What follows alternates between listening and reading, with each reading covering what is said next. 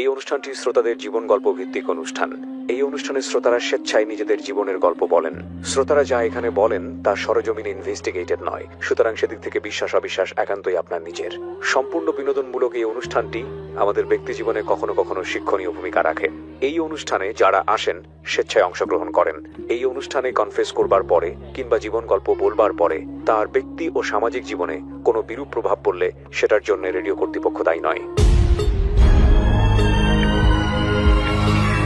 জীবন গল্প, জীবন গল্প, জীবন নাটকের চেয়েও নাটকীয়।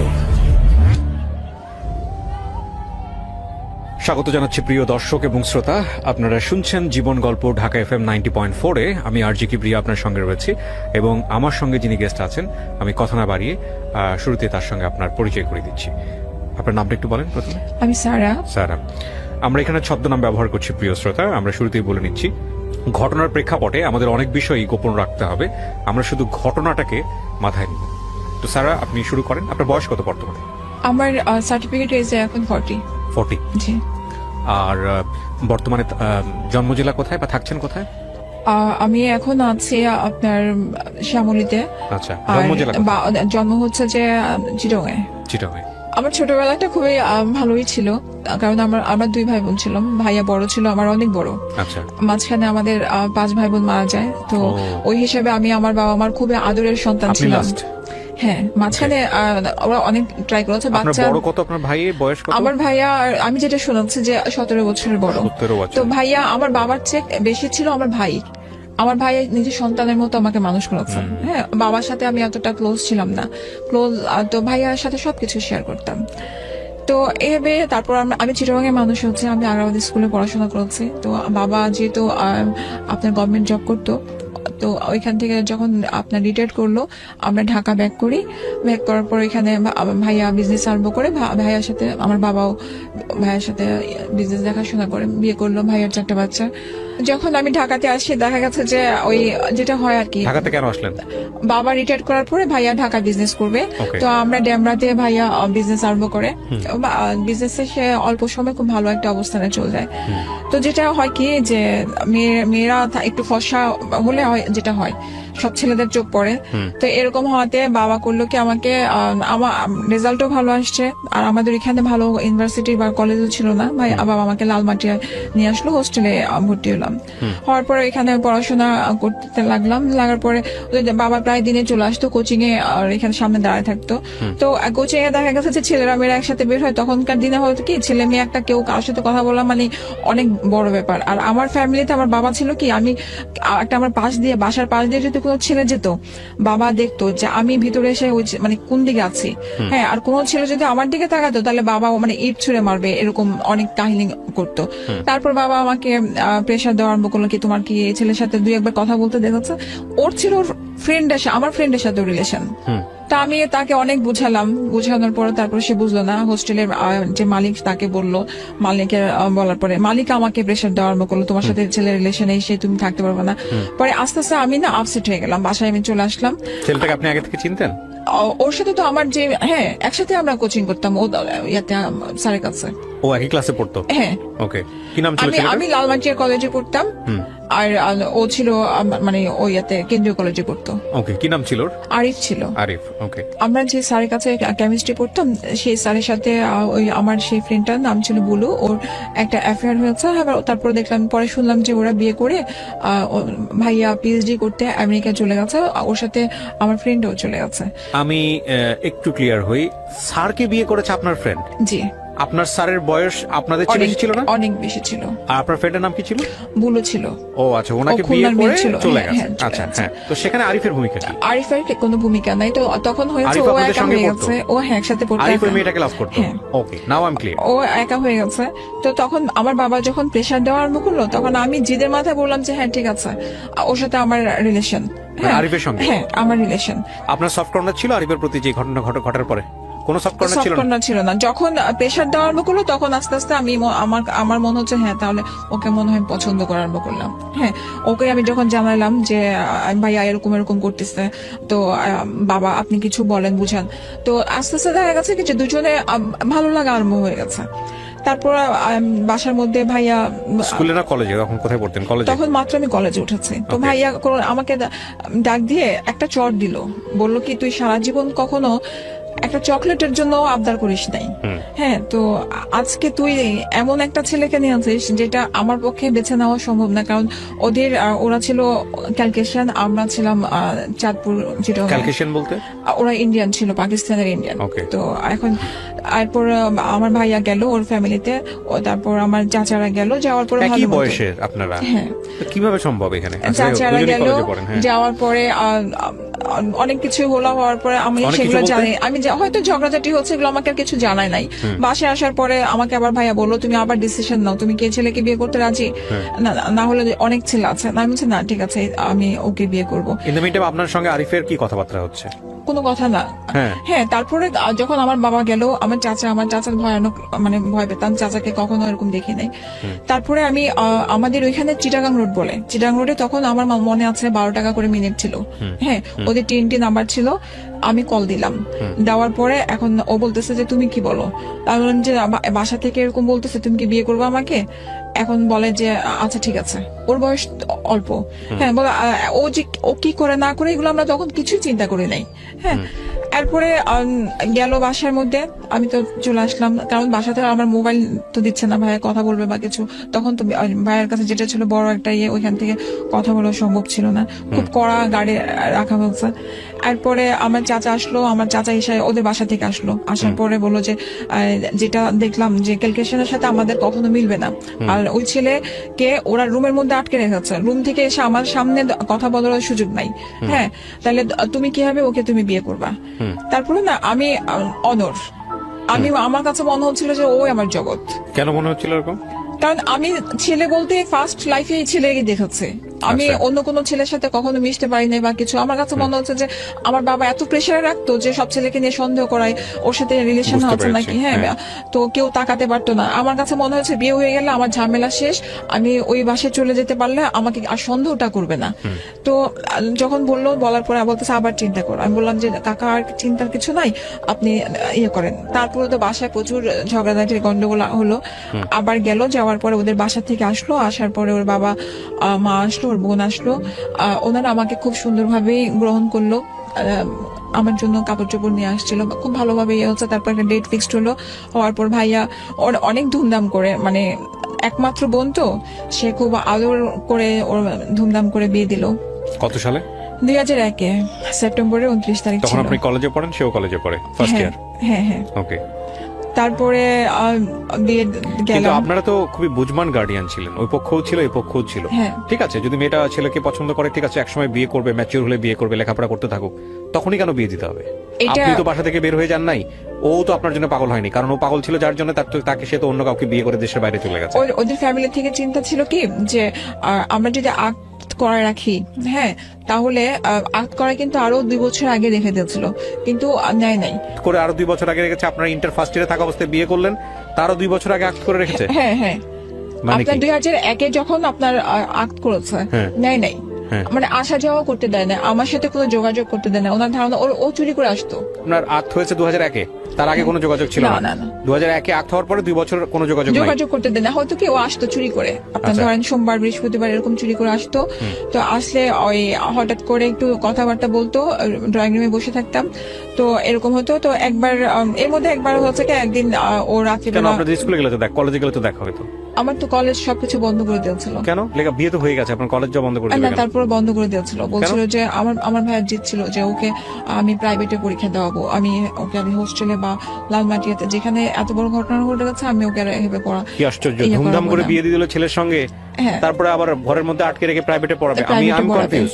হ্যাঁ, কলেজে আমাকে আর ওইখানে আর পড়াবে না, কেন আমার পড়াবে ভাইয়ের না? জিত ছিল না, ওই কলেজে আর পড়াবো না, তুমি প্রাইভেটে পরীক্ষা দাও। হ্যাঁ, তো এখন ওইখানে আমি ওই এত কিছু আর আমি তখন জিজ্ঞেস করি না, ঠিক আছে আমি প্রাইভেটে পরীক্ষা দিয়ে নিয়ে আমি দিয়েছি ওপেন ইউনিভার্সিটি থেকে দিয়েছিলাম আপনার HSC। তারপরে তো ওদের বাসায় আমি যখন গেলাম তখন আমি প্রেগনেন্ট ছিলাম। হ্যাঁ, ও যখন আক্ট করে গেছে লাস্টের দিকে দেখা গেছে যে আমার কনসেপ্ট করে ফেলে, তখন বাসা কয় থেকে বছর পরে বিয়ের? কয় বছর পরে? 2 বছর। হ্যাঁ, এই তো- বাসায় থাকা অবস্থায়, আপনার বাসায় থাকা অবস্থায় আমার বাসায় থাকা অবস্থায় চুরি চুরি করে আসতো? এইটা নিয়ে, হ্যাঁ। তো একবার আসছিল, ওর বাবা রাতের বেলা থেকে ছিল, ওর বাবা সকালবেলা গাড়ি দিয়ে নিয়ে আসছে, এসে মানে জোর করে নিয়ে চলে গেছে। এরপরে এই চুরি চুরি দেখা অবস্থায় দেখা গেছে যে আমাকে তখনই আমার ভাবি বলতো যে ওর নিশ্চয়ই কোনো সমস্যা আছে, না হলে ও তোমার সাথে কোনো ধরনের কিছুতে ইনভলভ কেন হচ্ছে না। তো এরকম করতে করতে ভাবি এক ধরনের প্রেশার দিল, পরে আমিও দিলাম, দেওয়ার পরে তো আপনার তারপর আমি কনসেপ্ট করার পরে ওর ফ্যামিলি থেকে পরে উঠায় নিয়ে যায়। হ্যাঁ, উঠানোর পরে কত সালে উঠিয়ে নিল? আপনার যে 3-এর দিকে উঠায় নিয়ে যায়, 2001 বিয়ে, 2003 উঠে নিল। আচ্ছা, উঠে নিয়ে যায়। তো ভালো মতোই ওখানে আমি যাই, যাওয়ার পরে ভাইয়া রাতের বেলা আমাকে মানে দেখতে যাওয়ার পরে ভাইয়ের কাছে কেন যেন মনে হচ্ছে যে আমি আমার বোনকে যে জায়গাটায় দিয়েছি এত ভালো মতো অবস্থান করে, কিন্তু জায়গাটা মানে পুরানো একটা চাদর, একটা নতুন বউ হিসেবে একটা মানে প্রেগনেন্ট অবস্থায় গেছে, ওদের তো খুশি হওয়ার কথা। পুরানো একটা চাদর বিছানো, সারা মানে ওরকম ভাবে বসে আছে। ভাই আমাকে শুধু একটা কথা বললো যে তুমি কখনো ওর কাছ থেকে কোনো টাকা পয়সা চাইবে না, যা লাগে তুমি আমার কাছ থেকে বলো। ও লেখাপড়া তখন বন্ধ? ও কিছু করে নাই। ও হচ্ছে একটু শৃঙ্খল টাইপের হয়ে গেছে। ও আগে থেকেই মানে রাজনীতি প্লাস আপনার ওই অ্যাডিক্টেড ছিল। তো প্রথম থেকে জেনে আপনি তাকে বিয়ে হ্যাঁ। করছেন? ও এমনকি আর্মস নিয়ে যখন ঘুরতো, আমি নিজেও দেখেছি যে আপনি জেনে শুনে বিয়ে আমি করছেন? জেনে শুনে বিয়ে করেছি। আমি Okay. বলছি যে বিয়ে আপনি কি করলে হয়তো statement ভালো দিচ্ছেন হবে। আপনি জেনে শুনে বিয়ে আমি করেছেন? আমি জেনে শুনে করেছি। আমি এখনো বলি যে আমি হাঁটতেছি, আমি ইয়া থেকে টিচার বাসা থেকে বের হচ্ছে, ওর সাথে আর্মস পুলিশ আসছে, ও বলতেছে আমার সাথে যদি ধরে, আমি আমার ব্যাগে নিয়ে নিয়েছি। আমি ভেবেছিলাম যে এই ছেলেটাকে যদি আমার ফ্রেন্ড হিসেবে যদি ওকে আমি বিয়ে করে একটা ভালো ইয়াতে আনতে পারি, ও যদি ভালো হয়ে যায় তাহলে সেটা আমার জন্য অনেক ভালো। ড্রাগ অ্যাডিক্ট ছিল আপনি যেটা বলছেন, এবং Addicted ছিল তখন, হ্যাঁ, এটা ওর ফ্যামিলি তো Crime এর সঙ্গে জানতো। জড়িত ছিল, হ্যাঁ। তো দেখা গেছে যে আমার তখন তো বাবু ছোট, আর এটা আপনার আমি ফ্যামিলিও নিজেও- জানতো? হ্যাঁ, আমার ফ্যামিলিও জানতো। জানার পরেও আপনাকে আমি বিয়ে আমার দিয়েছে? ফ্যামিলিতে আমি কখনো কমপ্লেন করি নাই। আপনার ফ্যামিলি জানতো ছেলেটা ড্রাগ নেয়? না, আমার ফ্যামিলিতে আমি কখনো ফ্ল্যাশ করি নাই। আপনার ফ্যামিলি জানতো যে তার সঙ্গে আর্মস থাকে? না, সেটা আমি জানতো না? কিন্তু আমার ভাইয়া এটা ডাউট করতে পারতো যে ও অ্যাডিক্টেড, কারণ ও বুঝতো, কারণ একটা ছেলে কিছু করতেছে না, ঘরে বসে থাকছে ওর বাবা কি সারাক্ষণ। করতো? ওনার বাবা ছিল প্ল্যানিং ম্যানেজার। বুঝতে পারছি, বাংলাদেশের one of the most popular shoe ব্র্যান্ডের কথা আপনি বলছেন, সেটার কোম্পানি ম্যানেজার ছিল, নাম মানে করা- মোটামুটি পয়সা ভালো ছিল। নাম করে সে বাংলাদেশে সবাই তাকে চেনে। তারপর তো বাবু হলো, বাবু আমার ফ্যামিলি থেকে যেটা হয় যে বাচ্চা প্রথম হলে ভাই নিয়ে যায়, তারপরে ভালোই চলছিল। হয় কি যে আমি এমন ভাবে মেনে নিয়েছিলাম যে ওই যে ও অ্যাডিক্টেড ছিল, দেখা যাচ্ছে রাস্তায় আমি কৃষি মার্কেটে থেকে এসে ওকে ধরে নিয়ে যেতাম যে আসো বাসায় আসো। হ্যাঁ, তো আমার শাশুড়ি তখন দেখা যেত বকাবকি করতো যে কেন তুমি নিয়ে আসতেছো। তো হয় কি যে আমার হাজবেন্ড, আমি এখন সারা 2-3টা পর্যন্ত ঘরের মধ্যে নাই, তা কেন আনবো না। তো ও আবার তখন করতে কি যে আপনার মোহাম্মদপুরে যে লেগুনাগুলো চলতো, লেগুনাতে সে 2টা লেগুনা ছিল। তো তাদের কথা ছিল যে ও তো লেগুনা ওইদিকে চালায়, ওর হিসাব নিতে হয়, রাস্তায় থাকে। কিন্তু আমি তো জানি ও কি করে। হ্যাঁ, তো আমি বললেও তারা এটা বিশ্বাস করতো না। হ্যাঁ, তুমি মিথ্যা কথা বলতেছো, তুমি বানায় বলতেছো। তো ঠিক আছে, আমার তখন হচ্ছে কি যে আমার ওনাদেরকে কথা বললে ওটা বিশ্বাস করানো হতো না, মারামারি তখন হয়ে যেত মারামারি। আমার ছেলেটা যখন অসুস্থ, তো প্রচন্ড শ্বাসকষ্ট, আমি ওকে পরে নিয়ে আসার পরে তারপরে জিদ করে ওর করে কি আমার তখন 4টা 4:30 বাজে, আমার কাজের মেয়েটা ঘর মুছতেছিল। তো ও করলো কি, ঘরের যে বালতিটাকে লাথি মারলো, মারার পরে পুরা ময়লা পানিগুলো এই জ্বরের মধ্যে গায়ে পড়ে গেল। কার? আমার ছেলেটার। বয়স কত তখন ওর? 18 মাস। 18 মাস। হ্যাঁ, তখন প্রচন্ড জ্বর আর শ্বাসকষ্ট, আমার মাথা তখন প্রচুর, মানে আমি প্রচুর খেপে গেছি যে তুমি কেন এটা করলা, তোমাকে আমি এখান থেকে ধরে নিয়ে আসছি দেখে এর জন্য। এখন কি আমার অবস্থা পেয়েছেন ওখানে গিয়ে? শ্যামলীতে গিয়ে কি অবস্থা পেয়েছিলেন? আপনার মানে গাঁজা টানতেছে, গাঁজা টানতেছে? কয়েকজন মিলে গাঁজা 4-5 জন মিলে টানতেছে। গাঁজা হ্যাঁ, খাচ্ছিল। গাঁজা টানতেছে, অন্য কিছু না। হ্যাঁ, তারপর? হ্যাঁ, টানতেছে। তো আমার ওই গাঁজা টানতেছে যে সেটা তখনও আমি এত ভালো মতো বুঝতাম না। আমার আপনি কষ্টটা ফাইন্ড আউট ছিল, করলেন কিভাবে যে হ্যাঁ, শ্যামলীতে কোন জায়গায় আছে ও? ও বলতো তো। আর আমি যে ঘুরতাম রিক্সা দিয়ে, আমি তো জানতাম কোন জায়গায় আছে। মানে ওর- আপনি ওর মোটামুটি সমস্ত কিছু জানতেন? হ্যাঁ, কোথায় আমি কোথায় যায়, কি জানতাম। করে? ওর friend-দেরকে তার মানে ওনার phone দিলে- involvement-টা কি পরিমাণ ছিল আপনারা বুঝতেই পারছেন। হ্যাঁ, তো আমি তো জানতাম ওর ফ্রেন্ডদের সাথেও তো আমার সাথে ভালো কথাবার্তা হতো, একসাথে তো আমরা পড়াশোনা করেছি, যে ভাইয়া ও কোথায় আছে, ও তো ওদিকে দেখলাম, এরকম বলতো।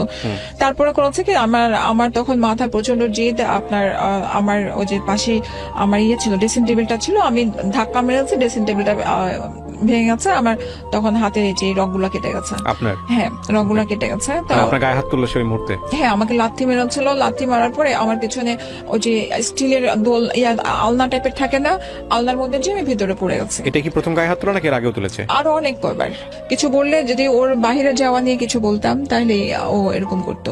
তারপর পরে তখন আমি বলছি যে আমি আর থাকবো না। ওকে আপনি যে জোর করে এভাবে বিয়ে করলেন, ও কি আপনাকে ভালোবাসতো? বিয়ের আগে বলেছিল আমি তোমাকে ভালোবাসি? না। তারপর ওর কথা কি, ও আমাকে এইটা ব্লেম দেয় যে তুমি ফ্রেন্ডকে বিয়ে করেছো। আপনি তাকে এক অর্থে জোর করে বিয়ে করেছেন, ফ্রেন্ড হিসেবে বিয়ে করেছেন, এবং সে মেন্টালি মারাত্মক রকম ভাবে উইক ছিল।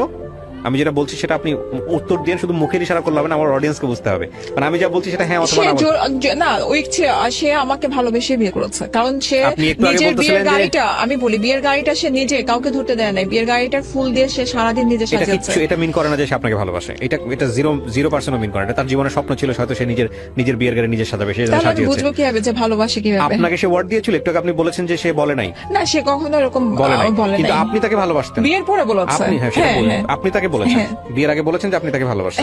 সে যদি আপনার কাছ থেকে সরে যেতে চাইতো, বিয়ের আগে আপনি তাকে যে কোনো ভাবে হোক ধরে রাখতে চাইতেন না? আচ্ছা, আমার ভিতরে এটা কখনো কাজ করবে না। আমার যে কেউ সরে যেতে চাইবে আমি জোর করে ধরে রাখবো। আমি তাকে বলছি, আপনার গায়ে হাত তুললো শ্যামলীর এখান থেকে 2টা পয়েন্ট 3টা পয়েন্ট আমরা কিন্তু মাথায় নিয়ে নিয়েছি, এবং আপনারা খুব ভালো করে খেয়াল করবেন টিনেজ বয়সের এই যে ক্রেজিনেসটা, এটা শেষ পর্যন্ত রেজাল্ট কি দাঁড়ায়। এবং ডেফিনেটলি আপনি যেটা বললেন না, যে ওই যে একটা ছেলে ড্রাগ নিচ্ছে, একটু শৃঙ্খল টাইপের, এবং একটু এই পিস্তল নিজের কাছে রাখে, অন্য সবার চেয়ে আলাদা একটা পাওয়ার হোল্ড করে, এই ধরনের ছেলেদেরকে অনেক মেয়েরাই অনেক বেশি পছন্দ করে। অনেক মেয়ে পছন্দ করে। আপনি মাথা নাড়তেছেন, অনেকে বুঝবে না, কারণ করে তখন হয়েছে কি, গিটার নিয়ে হাঁটতো, চুলগুলো বড় বড় ছিল, ফ্রেন্ড ছিল। হ্যাঁ, তো আমার কাছে ভালো লাগা কাজ করেছে। মানে ওটাকে আমার সিনেমার হিরো মনে হতো না? ওইটা মনে হতো না যে সিনেমার হিরো, কারণ সে যখন দুর্বলতা সেও দেখেছে। হ্যাঁ, সে ফ্রেন্ড হিসেবে সে আমার সাথে প্রত্যেকটা জিনিসে হাঁটছে। হ্যাঁ, তো যখন বিয়ে করেছে তখন তো ভাববো যে বিয়ের আগে আপনাদের কোনো ধরনের ইনভলভমেন্ট ছিল? তারপরে আমি তখন আমার ছেলেকে নিয়ে যৌথ পরিবারে থাকতেন ওই সময়টাতে আপনারা? হ্যাঁ, শ্বশুর ছিল বাড়ির মধ্যে? শ্বশুর শাশুড়ি ছিল বাড়ির মধ্যে? কি করতেছিল ওই সময়টাতে তারা, যখন আপনার আমার শ্বশুর আপনার মাত্র অফিস থেকে মানে যখন আমার হাত কেটে গেছে তখন ঢুকেছে, আর শাশুড়ি যখন আমার হাত কাটার থেকে শুরু করে ও যখন ঘরে ঢুকেছে তখন আমার রুমের মধ্যেই। তখন মাকে আমি বললাম যে আপনার সামনে আমাকে এরকম ভাবে মারলো, আপনি কিছু বললেন না? বলে যে আমি কি ওকে ধরবো কিভাবে? আমার শক্তির সাথে কি আমার শাশুড়ি অসুস্থ ছিল, যেটা সত্যি কথা। উনি হার্টের পেশেন্ট ছিল, কিডনির পেশেন্ট ছিল। তো এরপর ও করলো, তো আমি বললাম যে আমি থাকবো না, আমি এরকম ভাবে আমি বাসায় চলে যাবো। এর আগে হতো কি, কোনো কারণে আমার শাশুড়ি যদি কিছু কমপ্লেন করতো, আমার শাশুড়ি আমার সাথে কখনো ঝগড়া করতো না। ওকে যদি কিছু বলতো তো আমাকে করতো কি, আমার বাসায় 1-2 মাসের জন্য রেখে আসতো। বল যাও, বাসায় যাও, তাহলে আম্মা একটু ঠান্ডা হবে, দেখা যাবে যে টাকা পয়সার যেহেতু প্রবলেম, আমাদের তো তাদের কাছ থেকে টাকা নিয়ে আমাদেরকে বাচ্চার খরচটা নিতে হয়, কারণ সে দেয় না। তো আমার বাবা যখন দিবে ওই বাবার থেকে নিতে হয়। বললাম কি থাকবো না। তো আমার শ্বশুর আমাকে খুব জোর করলো, কেন ভুল হয়েছে, ঠিক আছে আমি দেখতেছি। তো আমি তখন বলছি না, আমি বাসায় যাব। হ্যাঁ, বলার পর তো উনি আমাকে তখন একটা চট দেয়। দেওয়ার পরে তো আমার তখন উনি চটটা, আমার শ্বশুর চটটা উনি ভালোর জন্যই দিয়েছেন, যেটা আমি ফিল করি যে একটা বাবা হিসেবে হয়তো মনে করেছে চট দিলে হয়তো আমি বুঝবো, কিন্তু তখন উনি আমাকে বলছে যে থাকো, আমি দেখতেছি। তখন ও আমাকে রাগারাগি, ও বলতেছে যে যেতে দাও আব্বা ওকে, হ্যাঁ ওকে থাকার দরকার নেই, যেতে দাও, যাক দেখে কি করে ওর বাসার মধ্যে কদিন রাখে, এভাবে বললো। তো তারপরে এই ঝগড়া হতে হতে হ্যাঁ, তো তখন প্রায় 11:30 এর মধ্যে আবার সে করলো কি, আপনার আমাকে নিয়ে গেল, আমার হাত বাংলাদেশ মেডিকেলের যে হাত ওয়াশ করালো। হাত ওয়াশ করায় তারপরে আমি যেতে চাই নাই, ও আমার হাত মেয়ে ছিল, তো ওইটা আবার এক্সরে করার পরে তো ভাইয়া আসলো। ভাইয়া আসার পরে ভাইয়া করলো কি, ভাইয়া ভাবলো যা হয়তো বা সাথে করে নিয়ে গেলে জিনিসটা একটু ঠান্ডা হবে। ভাইয়া তাকে ভাবি আসলো, ভাবি আসার পরে আমি ভাইয়া ভাবির সাথে গাড়ি দিয়ে চলে গেলাম। যাওয়ার পরে ওইখানে আমি 1-1.5 মাসের মতো ছিলাম। এই 1-1.5 মাস কি আপনি জানিয়েছেন আপনার পরিবারকে কি ঘটনা ঘটেছে, কেন ওই ছেলেটার ক্যারেক্টার কি অবস্থা? ওই অ্যাডিক্টেড যে, এগুলো আমি কিছু বলি নাই, মারামারির ঘটনাটা বলেছি। মারামারির ঘটনা, তাহলে ওনারা কি জিজ্ঞেস করলো না কেন মা গায়ে হাত তুললো? ওই যে বাইরে ছিল, ফ্রেন্ডদের সাথে আড্ডা মারতে ছিল, তারপর বাবু অসুস্থ, আসে নাই, ডাক্তার দেখানো লাগবে, কিছু বলেছেন মিথ্যারিতা মিলিয়ে? হ্যাঁ, আমি কখনো ওকে আমার বাবা মার চোখে খারাপ করি নাই, মানে এই নেশা আর আমি এগুলো বলি নাই। তো এরপরে ভাইয়া খুব খেপে গেছিল। ভাইয়া ওদিন মানে খুব যে এই রিলেশন আর রাখতে দিবে না। তারপরে যেটা হয় আর কি মেয়েদের ক্ষেত্রে, যে কয়েকদিন যাওয়ার পরে একটা দুর্বলতা চলে আসে, তারপর ভাইয়া নরম হয়ে যায়, তারপরে 2-3 মাস পরে ও আবার আসার পরে আবার নিয়ে যাওয়ার পরে এরকম ভাবে চলতে থাকে। চলার পরে এর মধ্যে আমার ছেলেটা যখন আমি কনসেপ্ট করি, আমার বাবা ভুলক্রমে আমাকে কৃমির ওষুধ খাওয়াই ফেলছিল ফার্স্ট বেবির ক্ষেত্রে।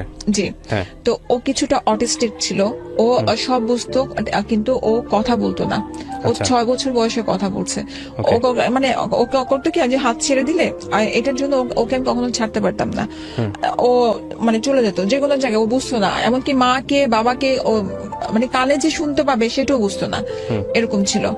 এরপর পরে ওর এক কাজিন আসে, একটা আপু আসার পর আমাকে বুঝালো যে তুমি আরেকটা বেবি নাও, তোমরা ট্রাই করো, দেখো। তাহলে ডাক্তারও বললো যে ওর সঙ্গী যদি থাকে, কথা বললে ও কথা বলবে। তো এরকম করার পরে তারও অনেক দিন পরে আমাদের মানে ওর ফার্স্ট বেবির 4 বছর পরে কনসেপ্ট করার পরে, যখন কনসেপ্ট করি আমি আমার শাশুড়িকে বলার পরে উনি বললো যে তুমি অ্যাবর্শন করে ফেলো। তো আমি আমার সেকেন্ড বেবিটা, হ্যাঁ, তো আমি আমার হাজবেন্ডকে বলি যে মা বলছে অ্যাবর্শন করতে, কারণ আমাদের তো কিছু নাই, কারণ ও যেটা ইনকাম করে, ওর যে রেগুলার যে টাকাটা আসে সম্পূর্ণ টাকাটা ওর বাবার হাতে দেয়। হ্যাঁ, ওইখান থেকে উনি দরকার লাগলে ওকে খরচ দেয়, কিন্তু ওই টাকাটা ও কখনো নিজে খরচ করে না। ও এদিক দিয়ে আবার বাবা মাকে খুবই ও শ্রদ্ধা করে। তো এখন পরে করলাম কি, আপনার এই আপনার গ্রিন রোডে কি যেন একটা আছে, নামটা মনে, কমফোর্ট, ওইখানে ডাক্তারের সাথে কথা বললাম, অ্যাবর্শন করব, সব রেডি। তারপর দিন যেতে বললো, তারপর দিন গেলাম। যাওয়ার পরে উনি অসুস্থ ছিল দেখে উনি সেদিন পারলো না, বললো যে তুমি এক কাজ করো, আগামীকালকে আসো বলে। তো এর মধ্যে আমার হাজবেন্ড বাবাকে বলে, মনে হয়, সেটা আমি শিওর না। তো বলার পরে এরপরে মা কিন্তু আমাকে আবারও বলছে, কি ব্যাপার, তুমি না অ্যাবর্শন করতে গেছিলা, তুমি হয় না? আমি বললাম যে মা, ডাক্তার অসুস্থ ছিল। তো এখন বাবা এসে আমাকে বলে যে যেটা হয়েছে তুমি বাচ্চা রাখো, কিছু হবে না, একজন তো আছে, আরেকজন আসবে, নতুন মেহমান আসবে, সমস্যা নাই, ঘরে আরো হাসি খুশি হবে। হ্যাঁ, উনি এটা বলার পরে তারপর আমি যাই, কারণ মা যেহেতু বলছে, কারণ বাসাটা আমার শাশুড়ির কথায় চলতো। তো এখন মা যেহেতু বলছে, আমি তারপর দিন যাই। পরে সবকিছু রেডি করে বিকালের দিকে যাই। আমার মনে আছে, আমার হাজবেন্ড আমার হাত পা ধরে বলে যে রিক্সার মধ্যে বলে, আমি তোমার পা ধরে বলি থাক, যেটা হয়ে গেছে, আমাদের প্রথম বাচ্চাটা তো অসুস্থ, এখন ও যেহেতু অ্যাক্সিডেন্টলি চলে আসছে, থাকতে দাও। আপনার শাশুড়ি বলতেছে অ্যাবর্ট করার জন্য, আর আপনার জামাই বলতেছে রাখার জন্য। ওকে, তারপর? জি, তো এরপরে ডাক্তারের কাছে যখন গেলাম, যাওয়ার পর অনেকক্ষণ বসেছিলাম। তারপরে চিন্তা করলাম যে হাজবেন্ড যেহেতু বলতেছে, ও বলতেছে যে আমি দেখবো। হ্যাঁ, আর বাবা তো মানে আমার বাবার কথা বলতেছে, বাবা তো প্রতি মাসে সবকিছু খরচ পাঠায়, বড় বাচ্চার খরচ তো সবকিছু পাঠাচ্ছে, তাহলে তো সমস্যা হবে না, 2 ফ্যামিলি মিলে বাচ্চাদের মানুষ হয়ে যাবে। তো এরপরে বাসায় আসলাম, ডিসিশন নিলাম। তো বাবা, আমার শ্বশুর, মানে আমার বাবা, ওনাকে ডাকতাম, তো আমার শ্বশুর খুশি। এখন মা আর কিছু বললো না, মা হলো। তো হওয়ার পর 3 মাস পরে দেখা গেছে যে আমার একটু প্রবলেম আরম্ভ হচ্ছে। পরে ওকে ওই কি জন্য একটা হরমোনের ইঞ্জেকশন দিয়ে দ্রুত বড় করা হলো। এর মধ্যে ভালো ছিল আমাদের রিলেশনটা। এর মধ্যে ও আবার আমাদের নতুন একটা বাড়ি করতেছিল, ওর জন্য ওকে ওইখানে পাঠিয়ে দেওয়া হয়েছে। তো মারামারি কাটাকাটির জিনিসগুলো ছিল না এর মধ্যে, আমিও শিখছিলাম। তো এর জন্য ওরকম কিছু হয় না। আর ডাক্তার দেখানো থেকে শুরু করে সবকিছু আমার শ্বশুরে নিয়ে যেত। হ্যাঁ, এমনকি মানে আমার সেদিন আমার এক রিলেটিভকে বললাম যে হাসি লাগতো, যখন আমি হসপিটালে যেতাম, আমি লাইলা আরজুমান ডাক্তারকে ল্যাবরেটরি দেখাতাম, তো সিস্টাররা ভাবতো কি যে উনি হয়তো আমার হাজবেন্ড, কারণ আমার হাজবেন্ডকে কেউ দেখে না, এতদিন ধরে যে ডাক্তারের কাছে যাই সবসময় ওনাকেই দেখাচ্ছে। তো এরপরে মেয়ে হয়, আপনার ল্যাবরেটরি মেয়ে হওয়ার পরে আপনার 2 বেবির বয়সের ডিফারেন্স কত? এই তো 4 বছর। 4 বছর পরে বাচ্চাটা হলো। জি, তারপর এই 4 বছরের মধ্যে আপনার জামাই কিছু করেছে? জব জাতীয় ওই যে আপনার লেগুনার যেটা ছিল, হ্যাঁ, ওই লেগুনারটা ওরা বিক্রি করে দেয়, কারণ ওই যে ওরা পুরান ঢাকায় বাড়ি করবে, তো এখন ওর বাড়িতে সময় দিতে হবে। তোর বাবা বললো যে তাহলে তুমি এটা বিক্রি করো, তুমি ওইখানে বাড়ির কাজ দেখাশোনা করো।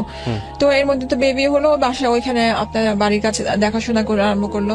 তো মাঝখানে দেখা গেছে কি যে আমাদের মধ্যে খুব ডিস্টেন্স আরম্ভ হয়ে গেছে। ওকে আমি 2 মাস 3 মাসও দেখতে পাচ্ছি না। ও আসার পরে দেখা যায় যে মানে আধা ঘন্টা থাকে, ওর বাবার সাথে একটু হিসাব নিকাশ করে, তারপর চলে যায়। এখন আমার যে প্রবলেম গুলো দেখা যায় যে অনেক ধরনের অনেক কিছু লাগে, বাচ্চার লাগে বা কিছু, আমার বাবাকে আমি সবসময় বলতে পারি না, বা ওনাদেরকে আমাকে সবকিছু 2 টাকাও লাগলে আমার ওনাকে মা আমাকে 2 টাকা লাগবে এরকম চাইতে হইতো, বা ছোটটা আমার মেয়েটাকে আমি মানে বাড়তি কিছু খাওয়াতে চাইলে বলতো যে না এই বয়সে কেন বাড়তি দিবা, হ্যাঁ মানে ওনাদের মতো আমার চলতে হতো।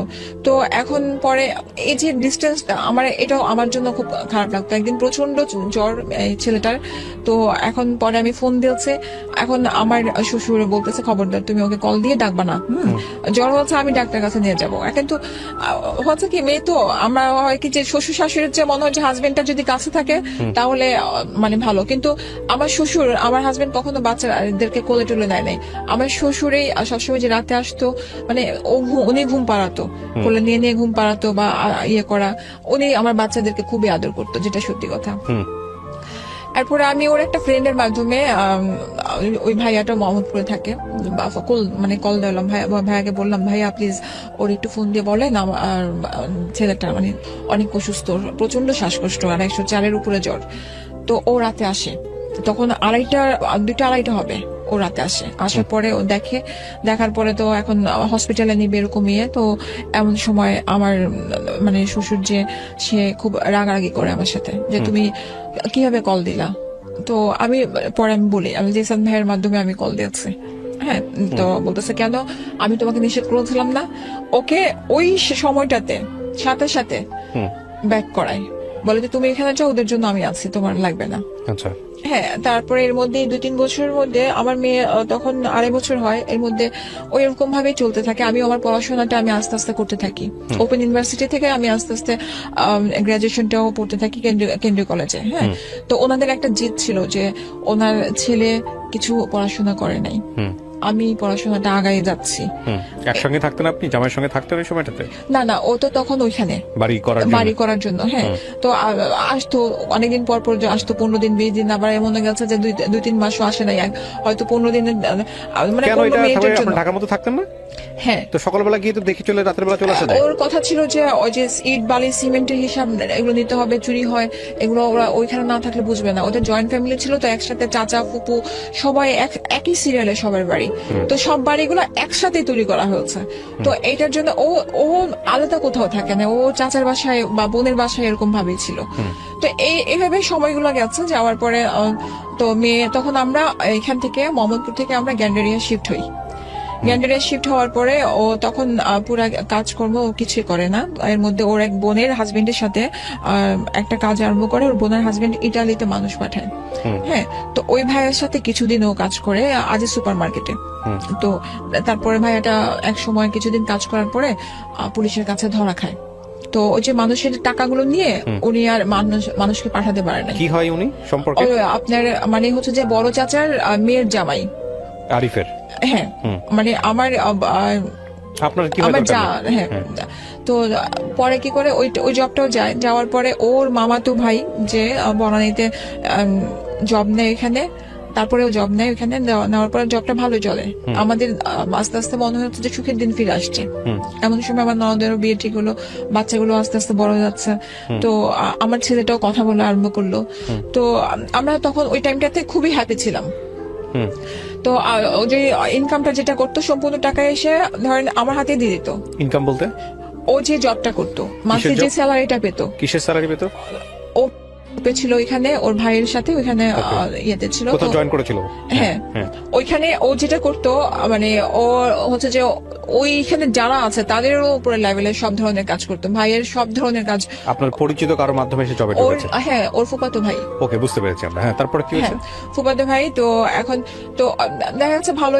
ওই সময়ের মধ্যে আমি জানলাম না ওরা 2 ভাই এখানে জব করে, হ্যাঁ। ওই যে বোনের হাজবেন্ডের সাথে ও কাজ করতো না, ওর একটা ভাই ছিল, ওই ভাইটাও ওর সাথে ওইখানে জব করতো বনানীতে। তো 2 ভাই একসাথে যেত, দুজনকে বাইক দিয়েছে, ওরা একসাথে যেত।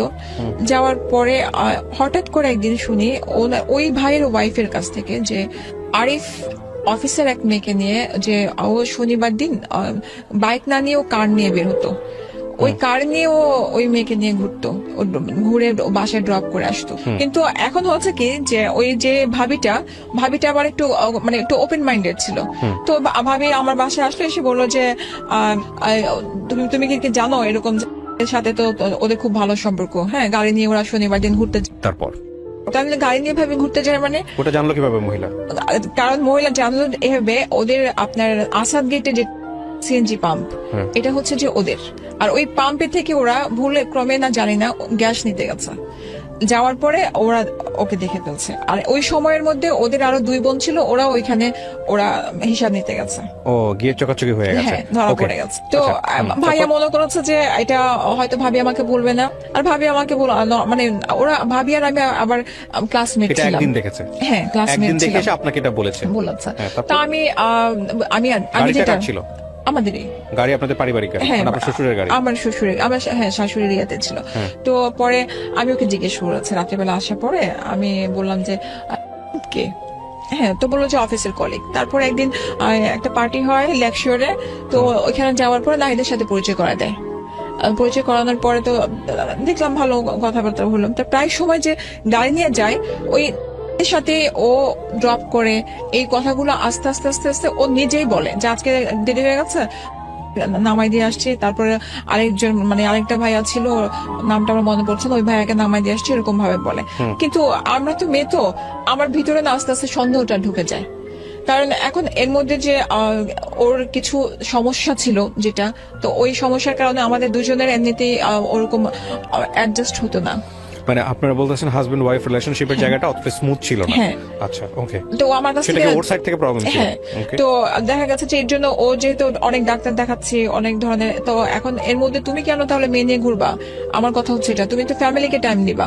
তো এখন মানে আমার বিষয়টা হচ্ছে যে তুমি ফ্যামিলিকে টাইম দিতে পারতেছো না, সেখানে আমার মেয়েকে নেই। এখানে তো আমাদের একটা সন্দেহ তৈরি হয়, সেটা হচ্ছে যে ওর যদি অক্ষমতায় থাকে কোনো হ্যাঁ। পার্টিকুলার বিষয়ে, তাহলে তো ওর মেয়েদের সাথে ইনভলভ হওয়ার কথা আমি না। ডাক্তারের কাছে এর জন্য নিয়ে গেছি, আমি সালাউদ্দিন হসপিটালে হরিতেশ পালের কাছে নিয়ে গেছি। আর আমাকে ওর সামনে বলছে ডাক্তার হয়তো অভিনয় করছে আপনার সাথে, না হলে কোনো কারণ আছে। হ্যাঁ, ও কারোর সাথে ফিজিক্যালি ইনভলভ না, ও যেটা এটা বলেন আপনি। হ্যাঁ, ও যেটা ও হয় কি যে আমি যেটা শুনেছি এটারও পরের ঘটনা সাথে যেটা হচ্ছে ও করে, ও গল্প করে একসাথে বসে একটু হাত ধরে কথা বলা বা ইয়ে করা, আর কিছু না। ও ওই যে ফিজিক্যাল ভাবে ইনভলভ হয়ে যে যেটা ওইটা বের কিছু না। আচ্ছা, আমি এখানে একটা জিনিস একটু বোঝানোর চেষ্টা করি প্রিয় দর্শক এবং শ্রোতা, because this is very important thing, যেটা খুব ইম্পর্টেন্ট পার্ট আমাদের লাইফে, বাট আমরা সবসময় এটাকে ইগনোর করি। সেটা হলো যে ওনাদের মধ্যে হাজব্যান্ড ওয়াইফের মধ্যে যে ধরনের সম্পর্ক, এটা একটা খুবই প্রীতি সম্পর্ক, পবিত্র সম্পর্ক, এবং যে সম্পর্কটা খুব প্রয়োজন, সেই সম্পর্কের জায়গাটা স্মুথ ছিল না। আচ্ছা, এখন কথা হচ্ছে পরবর্তীতে এই ভদ্র মহিলা ওনাকে যখন একজন ফিজিশিয়ানের কাছে নিয়ে গেছেন বা একজন ডক্টরের কাছে নিয়ে গেছেন, তখন ডক্টর ফাইন্ড আউট করেছে বা ওনারা পরবর্তীতে ফাইন্ড আউট করেছেন যে ওর মধ্যে আসলে প্রবলেম কোনো কিছু ছিল না ফিজিক্যালি, মানে ছেলেটার মধ্যে বা ওনার হাজবেন্ডের মধ্যে, কিন্তু ও মেন্টালি এক ধরনের ওর মধ্যে পারভার্টনেস ছিল। এই পারভার্টনেসের বাংলাটা আমি কিভাবে বোঝাই? বেসিক্যালি হচ্ছে যেটা আসলে আমরা নর্মাল মনে করি যে একটা ছেলে এবং মেয়েটার মধ্যে যে সম্পর্কটা যে নর্মাল একটা সম্পর্ক, সেই সম্পর্কের জায়গাটায় অন্য কোনো বিকৃত চিন্তা যেটা মাথার মধ্যে রেখে সে হলো নর্মাল জায়গা থেকে অনেক বেশি সরে গিয়েছিল। যদি আমি বিষয়টা কিভাবে বলি, হুইচ ইজ আমাদের সোসাইটিতে এই জিনিসগুলো এখন অনেক বেশি হচ্ছে বিকজ অফ আওয়ার লাইফস্টাইল। হ্যাঁ, কিন্তু এটা ওনার উপরে ইফেক্ট তৈরি করলো। কিন্তু আমার কথা হচ্ছে যে আপনার বাচ্চা কাচ্চা হয়ে যাওয়ার পরে গিয়ে আপনি এটা আবিষ্কার করলেন নাকি আগে থেকেই ছিল? অ্যাকচুয়ালি আমি না, আমাদের রিলেশনটা ওরকম ভাবে আমাদের কখনো হয় নাই। আমার কাছে ও যখন মানে দূরে থাকতো, ও যে প্রথম থেকে দূরে থাকতো, তো ওই জিনিসটা আমি কখনো, ওই যে ও আমাকে বুকে নিয়ে অল টাইম ঘুমাতো, এই জিনিসটা আমার কাছে শান্তি ছিল যে আমার হাজবেন্ড আমাকে বুকে নিয়ে ঘুমাচ্ছে, আর কিছু লাগবে না। তো যখন ওই যে এই জবে যখন ঢুকলো, দেখলাম যে আস্তে আস্তে করে ও মেন্টালি কেমন যেন করতো, দেয়ালে মাথা বাড়ি দিত, আমাকে পা ধুয়ে মানে ধরে ক্ষমা চাইতো, আমি কিছু পারতেছি না ক্ষমা করে দাও। আমি ওকে অনেক বুঝাতাম যে এটা কোনো ব্যাপার না, আমার কিছু লাগবে না, আমি তো ট্রাস্ট মি, আমার কিছু লাগবে না, কারণ আমি তো ঘর থেকে বের হই না, আমি জবও করি না, আমি মাস্টার্স তখন পড়তেছি। হ্যাঁ, তো ওর একটা ইয়ে ছিল যেন আমি পড়াশোনাটা না করি, কিন্তু আমি আমার টাকা দিয়ে আমি চালিয়ে গেছি। তো এখন ও করেছে কি, তো মানে এমনও সময় গেছে যে না পারলে ওর নিড ছিল কি আমার কাছে মনে হতো, কিন্তু পারতো না, তখন না আমাকে ও মারতো। এমন হয়ে গেছে যে যে যে এরকম সুইচ থাকে আপনার লাইটের, ওইখানে আমার মাথা নিয়ে বাড়ি মারতো, এরকম আমি সেন্সলেস হয়ে গেছি। আমার বাচ্চারা চিৎকার করতেছে, তখন তো আমি উপরে মানে আমার শ্বশুরের থাকতো 3 তলা, আমরা তখন 6 তলা থাকতাম। তখন ও নিজে মাথায় পানি দিত, চিৎকার করে কান্নাকাটি করতো, তারপর সেন্স যখন আসতো তখন আমাকে বুঝাতো, এরকম ভাবে লাইফ যেত। তারপর আমি আমার ফ্যামিলিকে কখনো না কমপ্লেন কিন্তু করি আপনি নাই। যে বিষয়টা আমাকে একটু আগে বলেছেন, এটা খুব ইম্পর্টেন্ট একটা বিষয়, যে কারণে আমি বিষয়টা নিয়ে একটু জানতে চাচ্ছি আপনার কাছ থেকে। একটা যেটা বলছে, ডক্টর বললো যে ওর মধ্যে অন্য ধরনের একটা পারভার্টনেস আছে, কিন্তু সেটা কি আপনি প্রমাণ পেয়েছেন হাতে কলমে কখনো? না, প্রমাণ আমি পাই নাই। এমন টাইমে ওই অ্যাক্সিডেন্টটা করে, সেটা হচ্ছে যে আপনার মেবি যে মিরপুরে একটা খেলার স্টেডিয়ামে খুব সুন্দর করে সাজিয়েছিল কোন একটা ফুটবল খেলার মনে হয় তখন। পুরা আমাকে ও আবার এই জিনিসগুলো করতো, ওর কয়েকটা গুণ খুব ভালো ছিল, যে আমি যে কোনো টাইমে যদি বলতাম একটু ঘুরায় নিয়ে আসো না, ও আমাকে নিয়ে বাইকে করে ঘুরায় নিয়ে আসতো। তো আমাকে বলে চলো মিরপুরে স্টেডিয়াম সাজানো হচ্ছে, তোমাকে আমি নিয়ে আসি, দেখে নিয়ে আসি। হ্যাঁ। তো নিয়ে আসতে যে এই টিকাতুলিটা পার হতে যে বাইকটা থামায় রাস্তা পার হবো, পেছন থেকে প্রাইভেট কার, ওই লোকটার কানে হেডফোন ছিল, ওর পায়ের পাতার উপরে, ও তো স্ট্যান্ড করে পাতা রেখেছে, পাতার উপরে গাড়িটা উঠায় দেয় চাকাটা। ও যে ধাক্কা মারছে যে আমার পায়ের উপরে, সে তো হেডফোন। আমি পরে লাফ দিয়ে নেমে আমি যে লোকটাকে আমি বলি যে ভাইয়া আপনি ব্যাক করেন। তারপরে ও করে কি যে আমাকে বলে তুমি গাড়িতে উঠো, হ্যাঁ তুমি, আমি বলি কি না আগে তুমি যাও হসপিটালে, বাইক রাখো এখানে, আগে হসপিটাল নেই। ও বলে আগে না, আগে তোমাকে সেভ করতে হবে, তুমি উঠো, কারণ অনেক রাত হয়ে গেছে তো, তখন প্রায় 12:30 1টা বাজে। তো তখন সাথে সাথে ও নিয়ে যায়, আমি তো ওকে সালাউদ্দিনে নিয়ে যাই। নেওয়ার পরে তারপরে ও কল দেই, ওর যে আমরা তো ওইখানে জয়েন্ট ফ্যামিলি, সবাই পাশাপাশি ছিলাম, ওর যে কাজিন গুলো আছে তাদেরকে কল দেয়, ও কল দেওয়ার পরে সবাই আসে, আসার পরে মানে বাইক নিয়ে যায়, ওকে আমি নিয়ে যাই। নেওয়ার পরে তো ওর পা প্লাস্টার করা উপরে নিয়ে, তারপরে আমার আম্মা আসে, আসার পরে আমার ওই যে আপনার 1 মাসের উপরে হবে প্লাস্টার করা ছিল, জবে ও যেতে পারে নাই, আম্মা খুব ওকে টেক কেয়ার করেছে। তো ওই টাইমটাতে করতো কি, নারীদের জিনিসটা কিন্তু মাথা থেকে আমার পুরো চলে গেছিল। তো আমি আমার সাথে পরিচয় করাই দিল, ওই যে ও আমাকে এসে বলতো যে ওকে ড্রপ করে দিয়েছে, তাহলে আমার ওইখানে সন্দেহ আর আসলো না, কারণ ও তো সবকিছু আমাকে ক্লিয়ার করতেছে। আর আমি কখনো না যে মেয়ে ঘটিত ব্যাপারগুলো নিয়ে আমি ওকে সন্দেহ করতাম না। তো এখন হচ্ছে কি যে ওর একটা ফ্রেন্ড ছিল, ফ্রেন্ড না মানে ওই অফিসে কাজ করতো, ওর জুনিয়র ছিল, নাম ফোন দিলে এর মোবাইল থেকে মানে ওকে ফোন দিয়ে কথা বলাতো। ভাই আমার পয়েন্টটা বুঝতে পারছেন? আমি বুঝতে পারিনি। মানে কি যে ধরেন আমি ডিরেক্ট তো কল দিতে পারছি না, কল দিলে হয়তো বা ধরা খাবে বা কথা আমি সন্দেহ করব, এর জন্য ও আরেকটা ওই অফিসের আরেকটা কলিগকে দিয়ে ফোন দেওয়ায় কথা বলতো। হ্যাঁ, তো এরকম 1 মাসের মধ্যে প্রায় দিনে এরকম কথা বলতেছে, আমি পাশের রুম থেকে টুকটাক এরকম শুনতে পারতেছি। একদিন আমি ডিরেক্ট ধরে ফেলছি, ফোনটা নিয়ে আমি শুনতেছি একটু অন্য টাইপের কথা বলতেছে। বলার পরে এরপরে আপনি যখন ফোনটা নিলেন তখন কি দাঁড়াইলো বাসায়? বাসা ও তো পা প্লাস্টার। ও আমি যখন চিৎকার চেঁচামেচি করেছে, আমি বললাম যে এটা কি, আমার আম্মা বাসার মধ্যে, হ্যাঁ এটা কি, আমার আম্মা বলতেছে যে ছেলেরা এরকম করে, আমাকে রুমের মধ্যে নিয়ে বলে ছেলেরা এরকম করে, তুমি কিছু বলো না প্লিজ, সংসারটা রাখো, এবং মেয়েরা অনেক কিছু সহ্য করতে হয় মেয়েদেরকে। আমি তারপরও চিৎকার করেছে, হ্যাঁ এইভাবে কেন। তারপরে সে আমার কাছে ক্ষমা চাইলো, মানে কসম টসম কাটলো, আমার মার কসম, এই বাচ্চার কসম কাটলো, আমি এরকম করবো না। তো তুমি কি করবা না, তার মানেটা কি, তোমার সাথে কোনো রিলেশন? তো বলে না।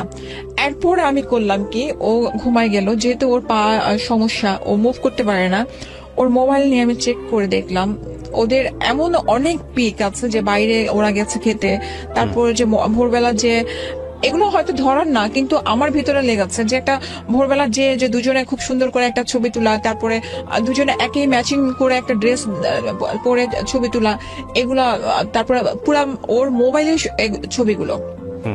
তো এরপরে আমি ওকে জিজ্ঞেস করি যে কে নিয়ে কি, তারপরে ওর প্লাস্টারটা 1 মাসের মধ্যে খুলে ফেলে। খোলার পরে এরপর ভাইয়া আসে, আমার ভাইয়া আসার পরে আমার ভাইয়াকে কমপ্লেন দেয় যে ভাইয়া ও তো আমার অফিসের একটা মেয়েকে নিয়ে সন্দেহ করতেছে। তো এখন আমার ভাইয়া বলে যে ধরে শোনো, এগুলো অফিসের গুলো না কখনো বাসায় বুঝতে দিবা না, বাহিরে যা ইচ্ছা তাই করবা, কারণ আমার ভাইয়ার একটা অ্যাফেয়ার ছিল, হ্যাঁ সেটা আমি জানতাম। তো ওই অ্যাফেয়ারের পেছনে ওইটা আমি পরে বলি। তো এখন আমি রান্নাঘর থেকে, আমার বাসাটা ছিল টপ ফ্লোরে, আমি এমন ভাবে বাসাটা নিয়েছিলাম যেন ছাদ থাকে, সন্ধ্যার পরে আমরা দুজনে দোলনা ছিল, আমরা ঘুরতে পারি এরকম ভাবে ছিল। তো কথাগুলো শোনার পরে আমার ভাবি বাসা ছিল, তো আমি ভাইয়াকে বলি, ভাইয়াটা তুমি কেমন কথা বললা? বললাম যে এরকম ছেলেদের থাকেই। হ্যাঁ, তো আমি আমি বললাম তোমার থাকে বলে আমার ভাবি তখন প্রোটেক্ট করে, বলছে তোমার আছে বলে কি তুমি তোমার বোনের হাজবেন্ডকে সাহস দিবা?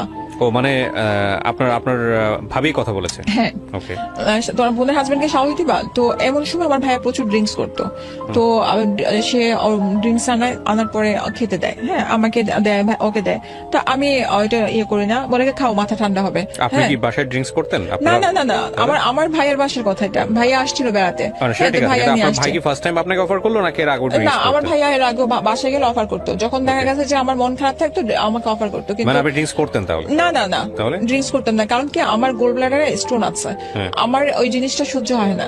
আমি অনেক কিছুই, আমার নর্মাল খাবারও আমার অনেক সময় সহ্য হয় না। ওকে, তারপর? তো ড্রিঙ্কস, আর আমার বাবা আবার এটার চরম বিরোধী ছিল। তো আমাকে যখন এরকম ইয়ে করতো, আমার হাজবেন্ড খেত, তো খাওয়ার পরে এই জিনিসটা আমি পছন্দ করতাম না। সেদিন ফার্স্ট অ্যাটেম্প নিয়েছিলাম 6 ছাদ থেকে পড়ার জন্য, যে আমার ভাইয়া বাসার মধ্যে, যে তুমি এই জিনিসটা ধরবা না, কারণ আমি চাই না। হ্যাঁ, তো এরপর ভাইয়া থাকা অবস্থায় এর অনেক ঝগড়াঝাটি হওয়ার পর ভাইয়া সকালবেলা চলে গেল।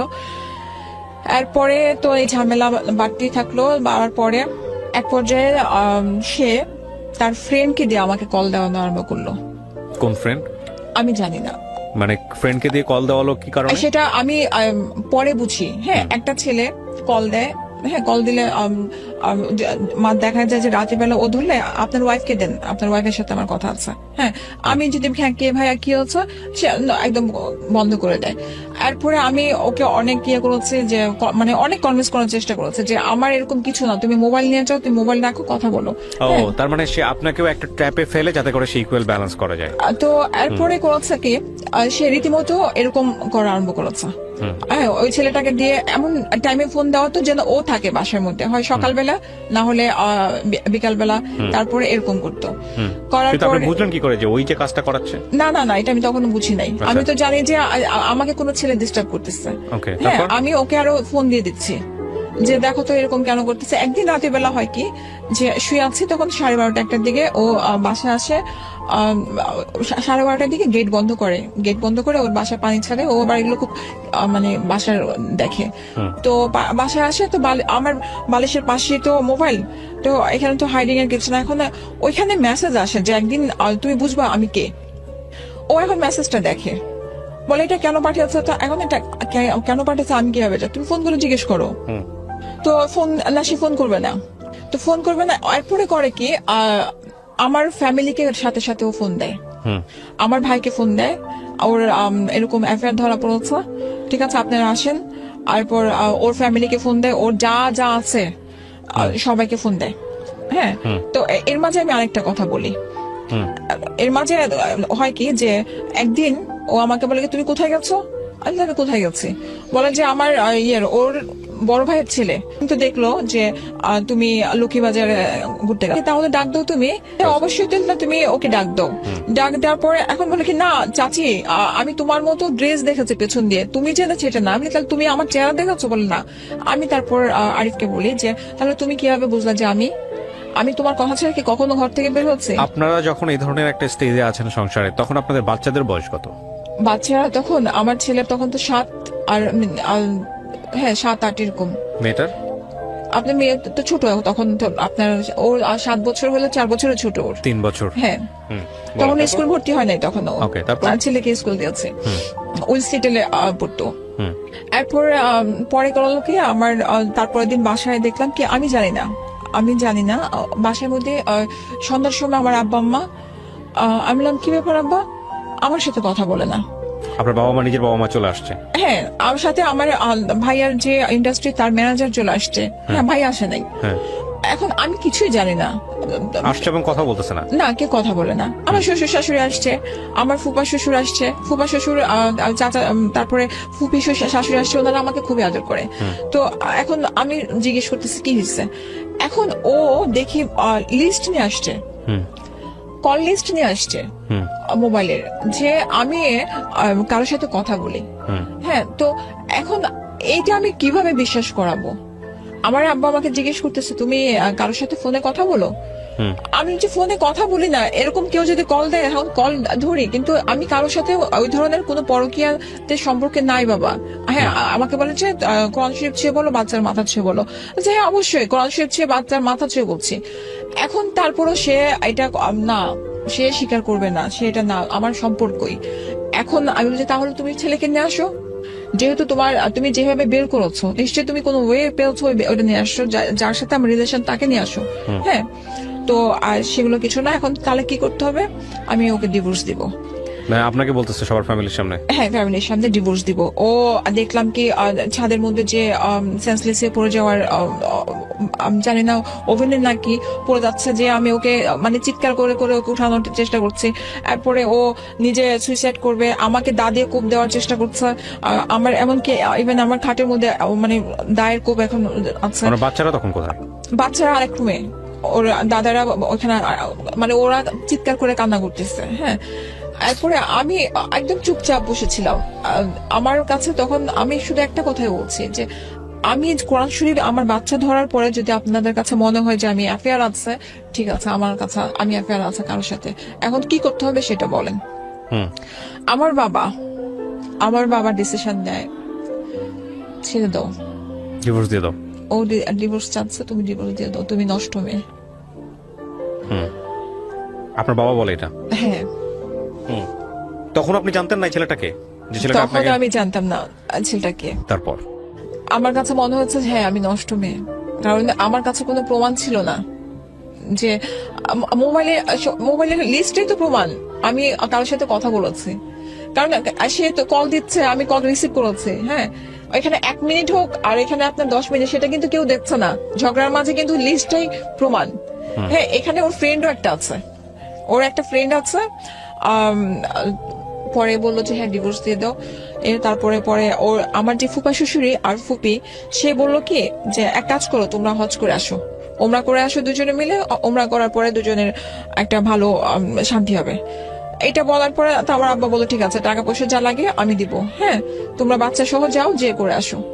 সম্পূর্ণ কিছুটা একদম নর্মাল হয়ে গেল। ও নর্মাল হয়ে গেল বাচ্চা সহ। আমার মনে আছে ওর সাথে আপনি যে মেয়েটার ধরেছিলেন ওইটাও ততদিনে বন্ধ হয়ে গেছে, মানে ওটা নিয়ে কথা নাই? ওইটা নিয়ে কোনো কথাবার্তা নাই। যদি আপনাকে বিলিভ করি আমরা, যদি ওর টার্গেট এটাই থেকে থাকতো তাহলে ও সফল হলো। কিন্তু এটা কতটুকু সত্য কতটুকু মিথ্যা এটা উপরওয়ালা ভালো জানেন। আমরা ঘটনার আসলে কে সত্য কি মিথ্যা সেই ঘটনা আরো আছে, ওইটা ঘটনা এখন পর্যন্ত আছে। এরপরে আর রাতের বেলা আমাদের খুব ভালো একটা সম্পর্ক, ওই ধরনের কোনো কিছু না। ওর বুকের উপরে আমার রাখলো, 2 বাচ্চাকে এক সাইডে, আমাকে এক সাইডে রাখলো, সুন্দর গেল। তারপরে আমি ওই সময়টাতে, আমি তো এর আগে বলেছি মাস্টার্স করছি যখন, তারপর আমি ওই পাশাপাশি একটা ছোট জব নিয়েছি। জবটা মানে 2 দিন হবে। হ্যাঁ, জবটা নিয়েছি ইকবাল রোডে। তো এখন ইকবাল রোডে যখন নিয়েছে, তো সকালবেলা ও আমাকে সবসময় হয় দিয়ে আসে নিয়ে অফিসের কাছে, আর না হলে ও বাসে উঠাই দেয়। তো সেদিন ও আমাকে বললো কি তুমি যাও, আমার আজকে ভালো লাগতেছে না, সারা রাত ঘুমাতে পারি নাই। আমি বাসে উঠে গেলাম। গুলিস্তান পার করার পর আমাকে ফোন দিচ্ছে, বলে যে কোথায় আছো? আমি বলি যে গুলিস্তান আছি। বলে যে এক্ষুনি ওইখান থেকে বাস থেকে নামো, আমি দেখবো, আমি আসতেছি, তুমি ওই বাসে আছো কিনা। আমি বললাম ঠিক আছে। আমি নেমে গেছি, নেমে দাঁড়ায় আছি, আসার নাম নেই। আমাকে ফোন দিল, আবার ফোন দিয়ে বলে কি ঠিক আছে তুমি চলে যাও অফিসে, আমি পরে আসতেছি। অফিসে আসলো, অফিসে এসে অফিসের দারোয়ানকে এরকম ভাবে বিভিন্ন কথা জিজ্ঞেস করে এসে, ওইটা একটা কনসালটেন্সি ফার্ম ছিল। হ্যাঁ, ওর কাছে কত ক্লায়েন্ট যায়, কোনো ছেলের সাথে গল্প করে কিনা, মানে এরকম সারাদিন অফিসে নিজেই বসে থাকতো, কারণ মোহাম্মদপুর এলাকাটা তো ওর নিজের বলতে গেলে, ছোটবেলা থেকে ও এখানে। এরপরে এরকম ভাবে চলতে থাকলো। একদিন আমার জন্মদিন ছিল জুনের 30 তারিখ, আপনার 27 তারিখে, না সরি 28 তারিখে। আমাকে আমার যে এমডি ছিল, সে ছিল আপনার ঢাকার একজন হসপিটালের একজন নামকরা ইয়ে। তো সে ওনার এখানে জব করে আমার কাছে অফিসে ঢোকার পরে বলে যে চলো আমরা সাইকিয়াট্রিস্টের কাছে, যে আমাদের মধ্যে এত প্রবলেম, তো একটা কাউকে দেখালে মনে হয় কিছুটা সলভ হবে। আমার এমনি তখন বললো আপনি এত দূরে কেন যাবেন, সাভার কেন যাবেন? সাভার তো অনেক দূরে। হ্যাঁ, আপনি আমার ইয়েতে আসেন, হসপিটাল আসেন, আমি ভালো একজন ডাক্তার দেখা দিব। সে বললো কি না, আমি ওইখানে কথা বলে আসছি। তো উনি করলো কি, বললো কি যে আপনি এক কাজ করেন, ওনার যে ধরেন ওনাকে আমি এর আগে কিছু প্রবলেম বলছি, কারণ অফিসে এসে না ও মাঝে মাঝে চেঁচামেচি করতো তো, আর নোংরামি কথাবার্তা বলতো। আপনার অফিসে এসে? হ্যাঁ, নোংরামি কথাবার্তা বলতো। তখন আমাকে কিছু কথা ওনাকে বলতে হচ্ছে। তো করলো কি, আমাকে বিকালে লাঞ্চে পরে আমাকে নিয়ে গেল সাভারে। আমি তো ওগুলো কিছু চিনি না, বাইকে করে নিয়ে গেল। ওইখানে যাওয়ার পর দেখলাম যে একটা বিরাট একটা মাঠের মতো, একটা মাঠের মধ্যে একটা গেট, এত বড় তালা, মানে ভাত, ওই যে বিয়ে বাড়িতে যেমন ভাত নিয়ে যায় না, দুই হাতে করে এরকম ভাবে নিয়ে যাচ্ছে। ঢুকলাম, তো আমি বললাম যে এটা কেমন ধরনের ডাক্তার তুমি নিয়ে আসছো? বলে আসো, সমস্যা নাই। বিশ্বাস করবেন না ভাইয়া, তখনও আমি ওর হাত এমনি ধরে আছি। আমি বলতেছি, জান আমার না ভয় লাগতেছে, এমন একটা জায়গা। এরপরে আমাকে বলে কি, জান এক কাজ করো, তোমার হাতের আমার হাতে কিছু গোল্ডের রিং টিং ছিল, বললো যে এগুলো খুলে দিয়ে দাও। হ্যাঁ, আমারও কেমন যেন ভালো লাগছে না, দেখলাম আশেপাশে খুব চিৎকার চেঁচামেচি করছে। তো এরপরে খুলে দিলাম, দেওয়ার পরে ওরা আমাকে ওইখান থেকে আরেকটা রুমে নিয়ে গেল, নিয়ে আমাকে একটা ডাক্তার আসলো আর আরেকটার সাথে সিস্টার আসলো। আমাকে বললো কি যে আপনি অ্যাডিক্টেড। এর আগে হচ্ছে কি যে মাঝে মাঝে আমি ওর উপর জিদ করে ঘুমের ওষুধ 2-1টা খেতাম। হ্যাঁ, ওইটা হচ্ছে জিদের কারণে, ওইটা কোনো আমার নেশা ছিল না। ডাক্তার আসলো, আমাকে বলে যে আপনি কি অ্যাডিক্টেড? তো আমি বললাম যে অ্যাডিক্টেড মানে, বলে আপনি ইয়াবা খান, সিগারেট খান। এগুলো আপনাকে বলতেছে? হ্যাঁ, সিগারেট খান, ঘুমের ওষুধ খান। আমি হ্যাঁ খাই। আমি বলছি সিগারেট খান, এটা বলতেন? আমি সব বলছি। হ্যাঁ বললেন কেন? আপনি খান? না না, শুনেন না, আমার তো তখন জিদ কাজ করছে। আমার পাশে যাকে আমি ধরে আছি এমনি, আমি তখন তো বুঝে গেছি যে সে আমাকে এখানে ট্র্যাপে ফেলার জন্য নিয়ে আসছে, সে আমাকে রিহাব সেন্টারে ভর্তি করার জন্য নিয়ে আসছে। তো আমাকে পরে বলতেছে, আচ্ছা ঠিক আছে, আপনি এখানে সিগনেচার করেন। তো আমি সিগনেচার কেন করবো? বলছে আপনি অ্যাডিক্টেড, এখানে ভর্তি হতে হলে সিগনেচার লাগবে। হ্যাঁ, আপনার তো কোনো গার্ডিয়ান আসেনি, আপনার হাজবেন্ড আছাড়ি আছে। আপনি তাহলে এক কাজ করেন, আমার ব্লাড টেস্ট করেন। ব্লাড টেস্ট করেন, আপনি যদি একটা কিছু পান, আমি অবশ্যই আপনি যতদিন বলবেন আমি ততদিন পর্যন্ত এখানে থাকবো। হ্যাঁ, আপনি করেন। এখন দেখি যে আমার প্রাণপ্রিয় হাজবেন্ড অঝোরে কান্না করতেছে, জান তুমি কিছু বলো না, থাকো, কোনো সমস্যা নাই, আমি দেখবো। হ্যাঁ, আরে তুমি কি দেখবা? How could it be? তুমি কি দেখবা? হ্যাঁ, আমি বললাম, তখন বলছি তুমি কি দেখবা, তোমার কিছু লাগবে না। আমি মাথায় তখন আমার একটা চিন্তা, এত বড় তালা, আমি এটা ভেঙে বের হবো কিভাবে? আর এদের মাঝে আমি বুদ্ধি করে আমি ওর কিছু যে মেডিকেল রিপোর্ট ছিল আমার ব্যাগে আমি অল টাইম রাখতাম, ওইগুলো ও সরাতে চাইতো। হ্যাঁ, ও কিছু ইবনে সিনাতে কিছু টেস্ট করেছিল যে ওর সাইকিয়াট্রিস্টের কাছে, ওগুলো সব আমার কাছে ছিল। আমি বলে, ও তখন বাইরে দাঁড়া খুব কান্না করতেছে। এরপর আমি সিস্টারটাকে বলি যে আপু, আপনি তো একটা মেয়ে, হয়তো ভাইয়া বুঝবেন, আপনি একটু রিপোর্ট গুলো দেখেন আর আপনি টেস্ট করেন, জান আপনি ইয়ে করে টেস্ট করে দেখেন। তো রিপোর্ট দেখার পরে জানি না আল্লাহ কি রহমত, আপুটা বললো কি যে আমার কাছে তো মনে হয় যে ওনার হাজবেন্ডের প্রবলেম। তো এরপরে এই টাইমে কিন্তু আমার বাবার কাছ থেকে 2 লাখ টাকা নিয়ে চলে আসছে। কে? আমার হাজবেন্ড। কিভাবে আসে? নিয়ে যে বলছে ও অ্যাডিক্টেড তো বাবা, হ্যাঁ, এখন ওকে ঠিক করতে হবে, যে পাগলামি করতেছে, তো আমার কাছে তো টাকা নাই। আমার আব্বু কি বলছে যে যেভাবে হোক ওকে ঠিক করো, মা ওর 2টা বাচ্চার জন্য ঠিক করতে হবে, তাহলে ভর্তি করো, 6 মাসের জন্য দরকার, ভর্তি করতে হলে ভর্তি করো, বাচ্চাগুলো আমার কাছে থাকবে। এখন আমাকে বলে, বাবা আপনাকে এত ভালোবাসতো, অথচ আপনার বাবা চোখ বন্ধ করে বিশ্বাস আমার করলো? তখন জিদ একটা কাজ করছিল যে আমাকে একটা কল দেয় নাই, আমি অ্যাডিক্টেড, ওইটা পরে বলি।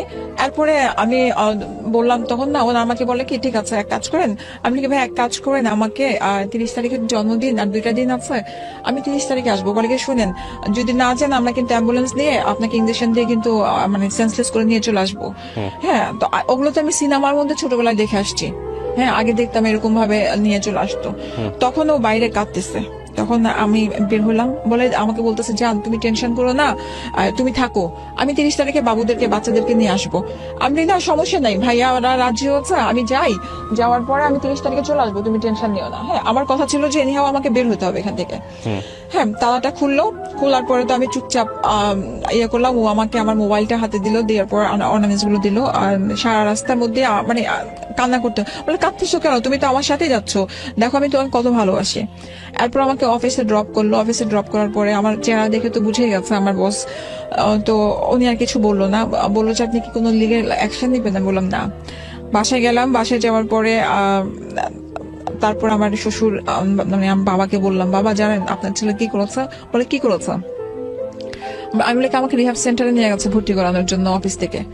বলে আরে যা, এভাবে আমাকে সে বলছে যে আরে যা, তোর বাপই তো টাকা দিচ্ছে ভর্তি করার জন্য, তোর বাপই তোকে পাগল বলতেছে।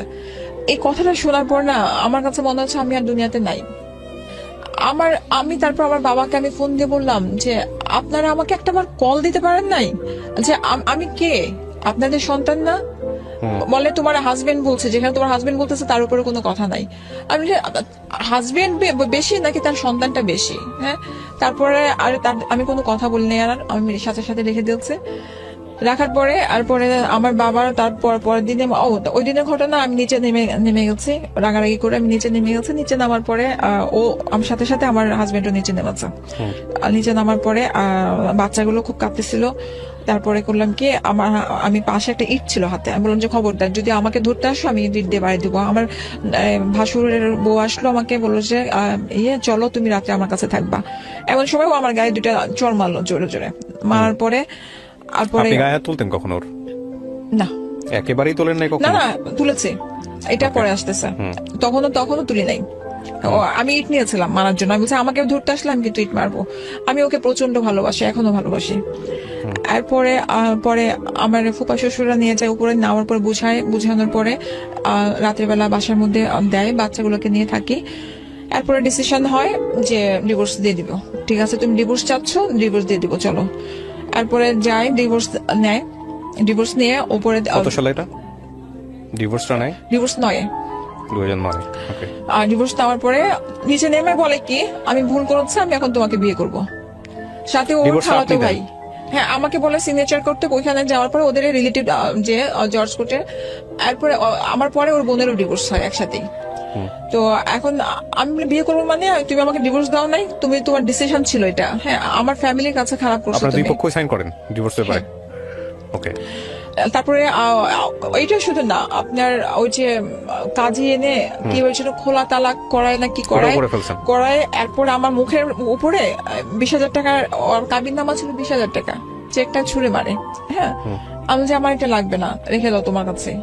তারপরে পরে কি করে নিচে নেমে তো হাত পা ধরে কান্নাকাটি, এখন বিয়ে করবে। আমি অসম্ভব। ওর খালাতো ভাই একজন ছিল, ও বলতেছে যে চলো তোমাদের আবার দরকার বিয়ে করে না। আপনার সামনে কখনো ড্রাগ নিয়েছে? আপনার সামনাসামনি বসে কোনোদিন নেয় নাই? কোনোদিন নেয় নাই। আপনার ভাষ্যমত ও কি নিত?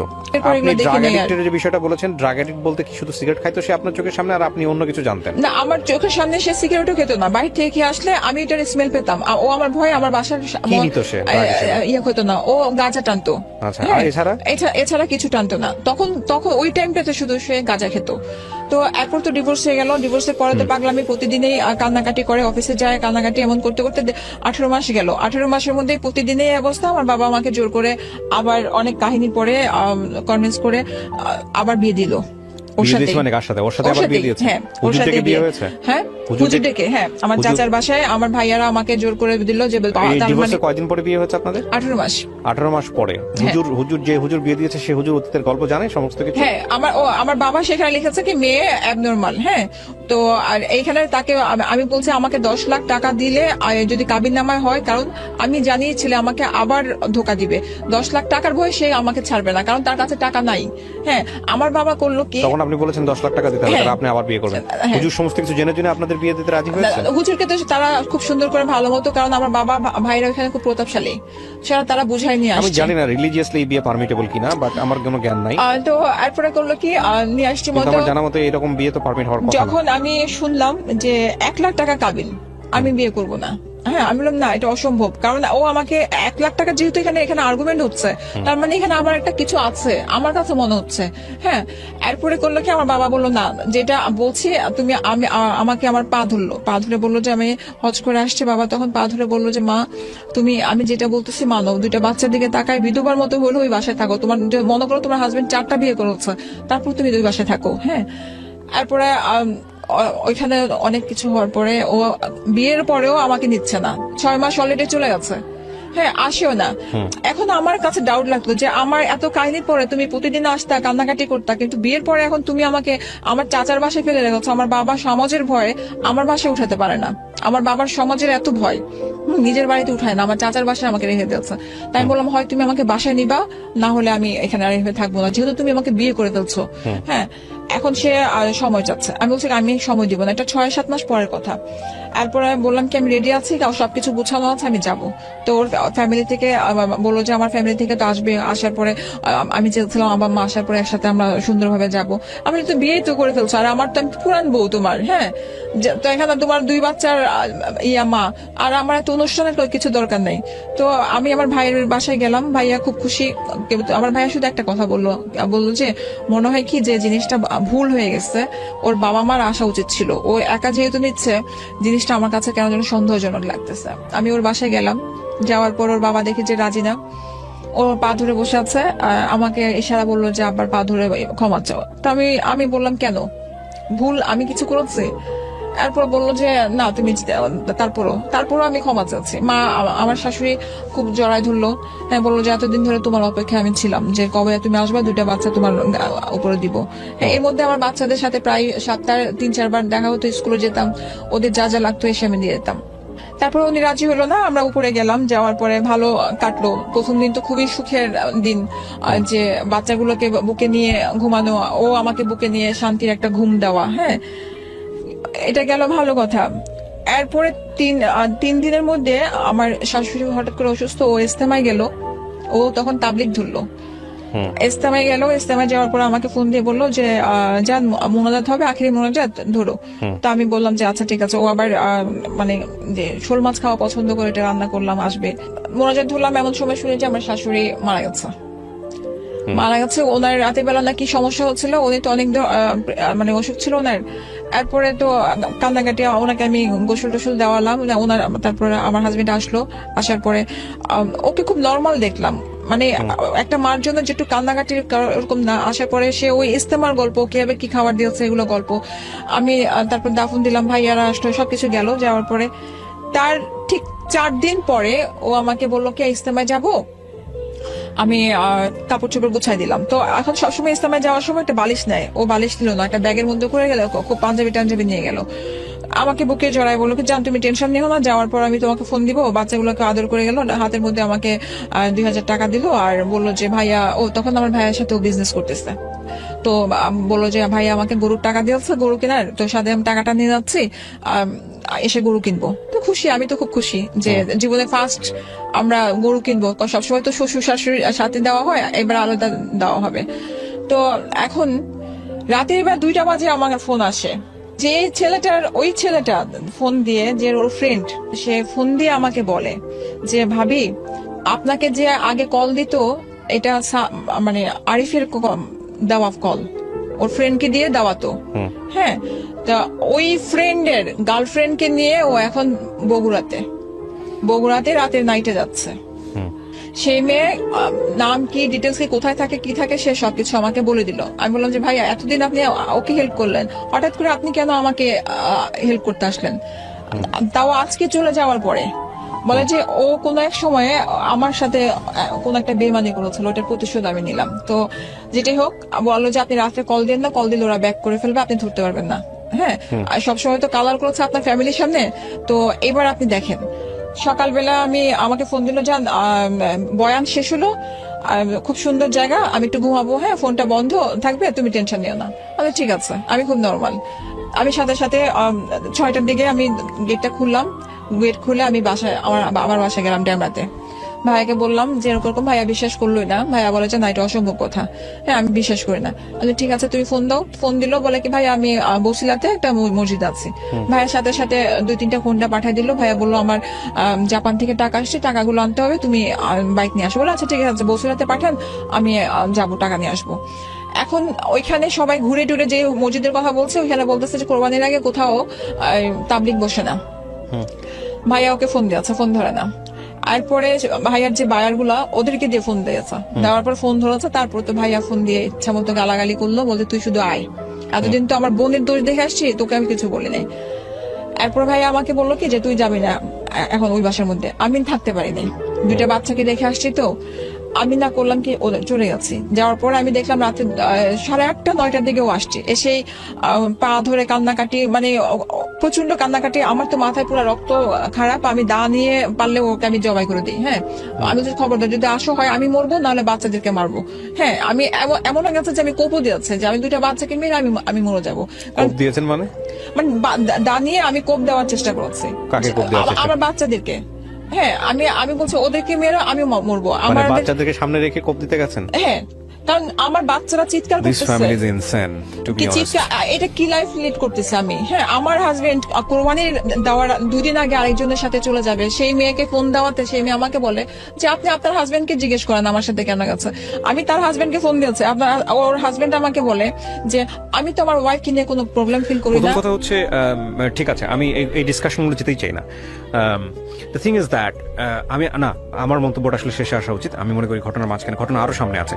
এরপরে এটা গেল, যাওয়ার পরে আমার ভাইয়া বললো কি যে ঠিক আছে, ওকে তো এখন একটা ঠান্ডা মাথায় রাখতে হবে। তো আমি ওখানে একটা ভাইয়া টাকা আমাকে 1 লাখ টাকা দিল, আমার ব্যাংকে 5 লাখ টাকা ছিল, ওটা মিলে আমি নিজে পার্লার দিলাম। পার্লারটা ভালোই চলতেছিল, কিন্তু ওর মাথার মধ্যে তখন ওইটা চলতেছিল যে ও যে মেয়েটাকে ও ছেড়ে আসছে, ওইটা কিন্তু অফিসের মেয়েটা না, এটা হচ্ছে আরেকটা মেয়ে।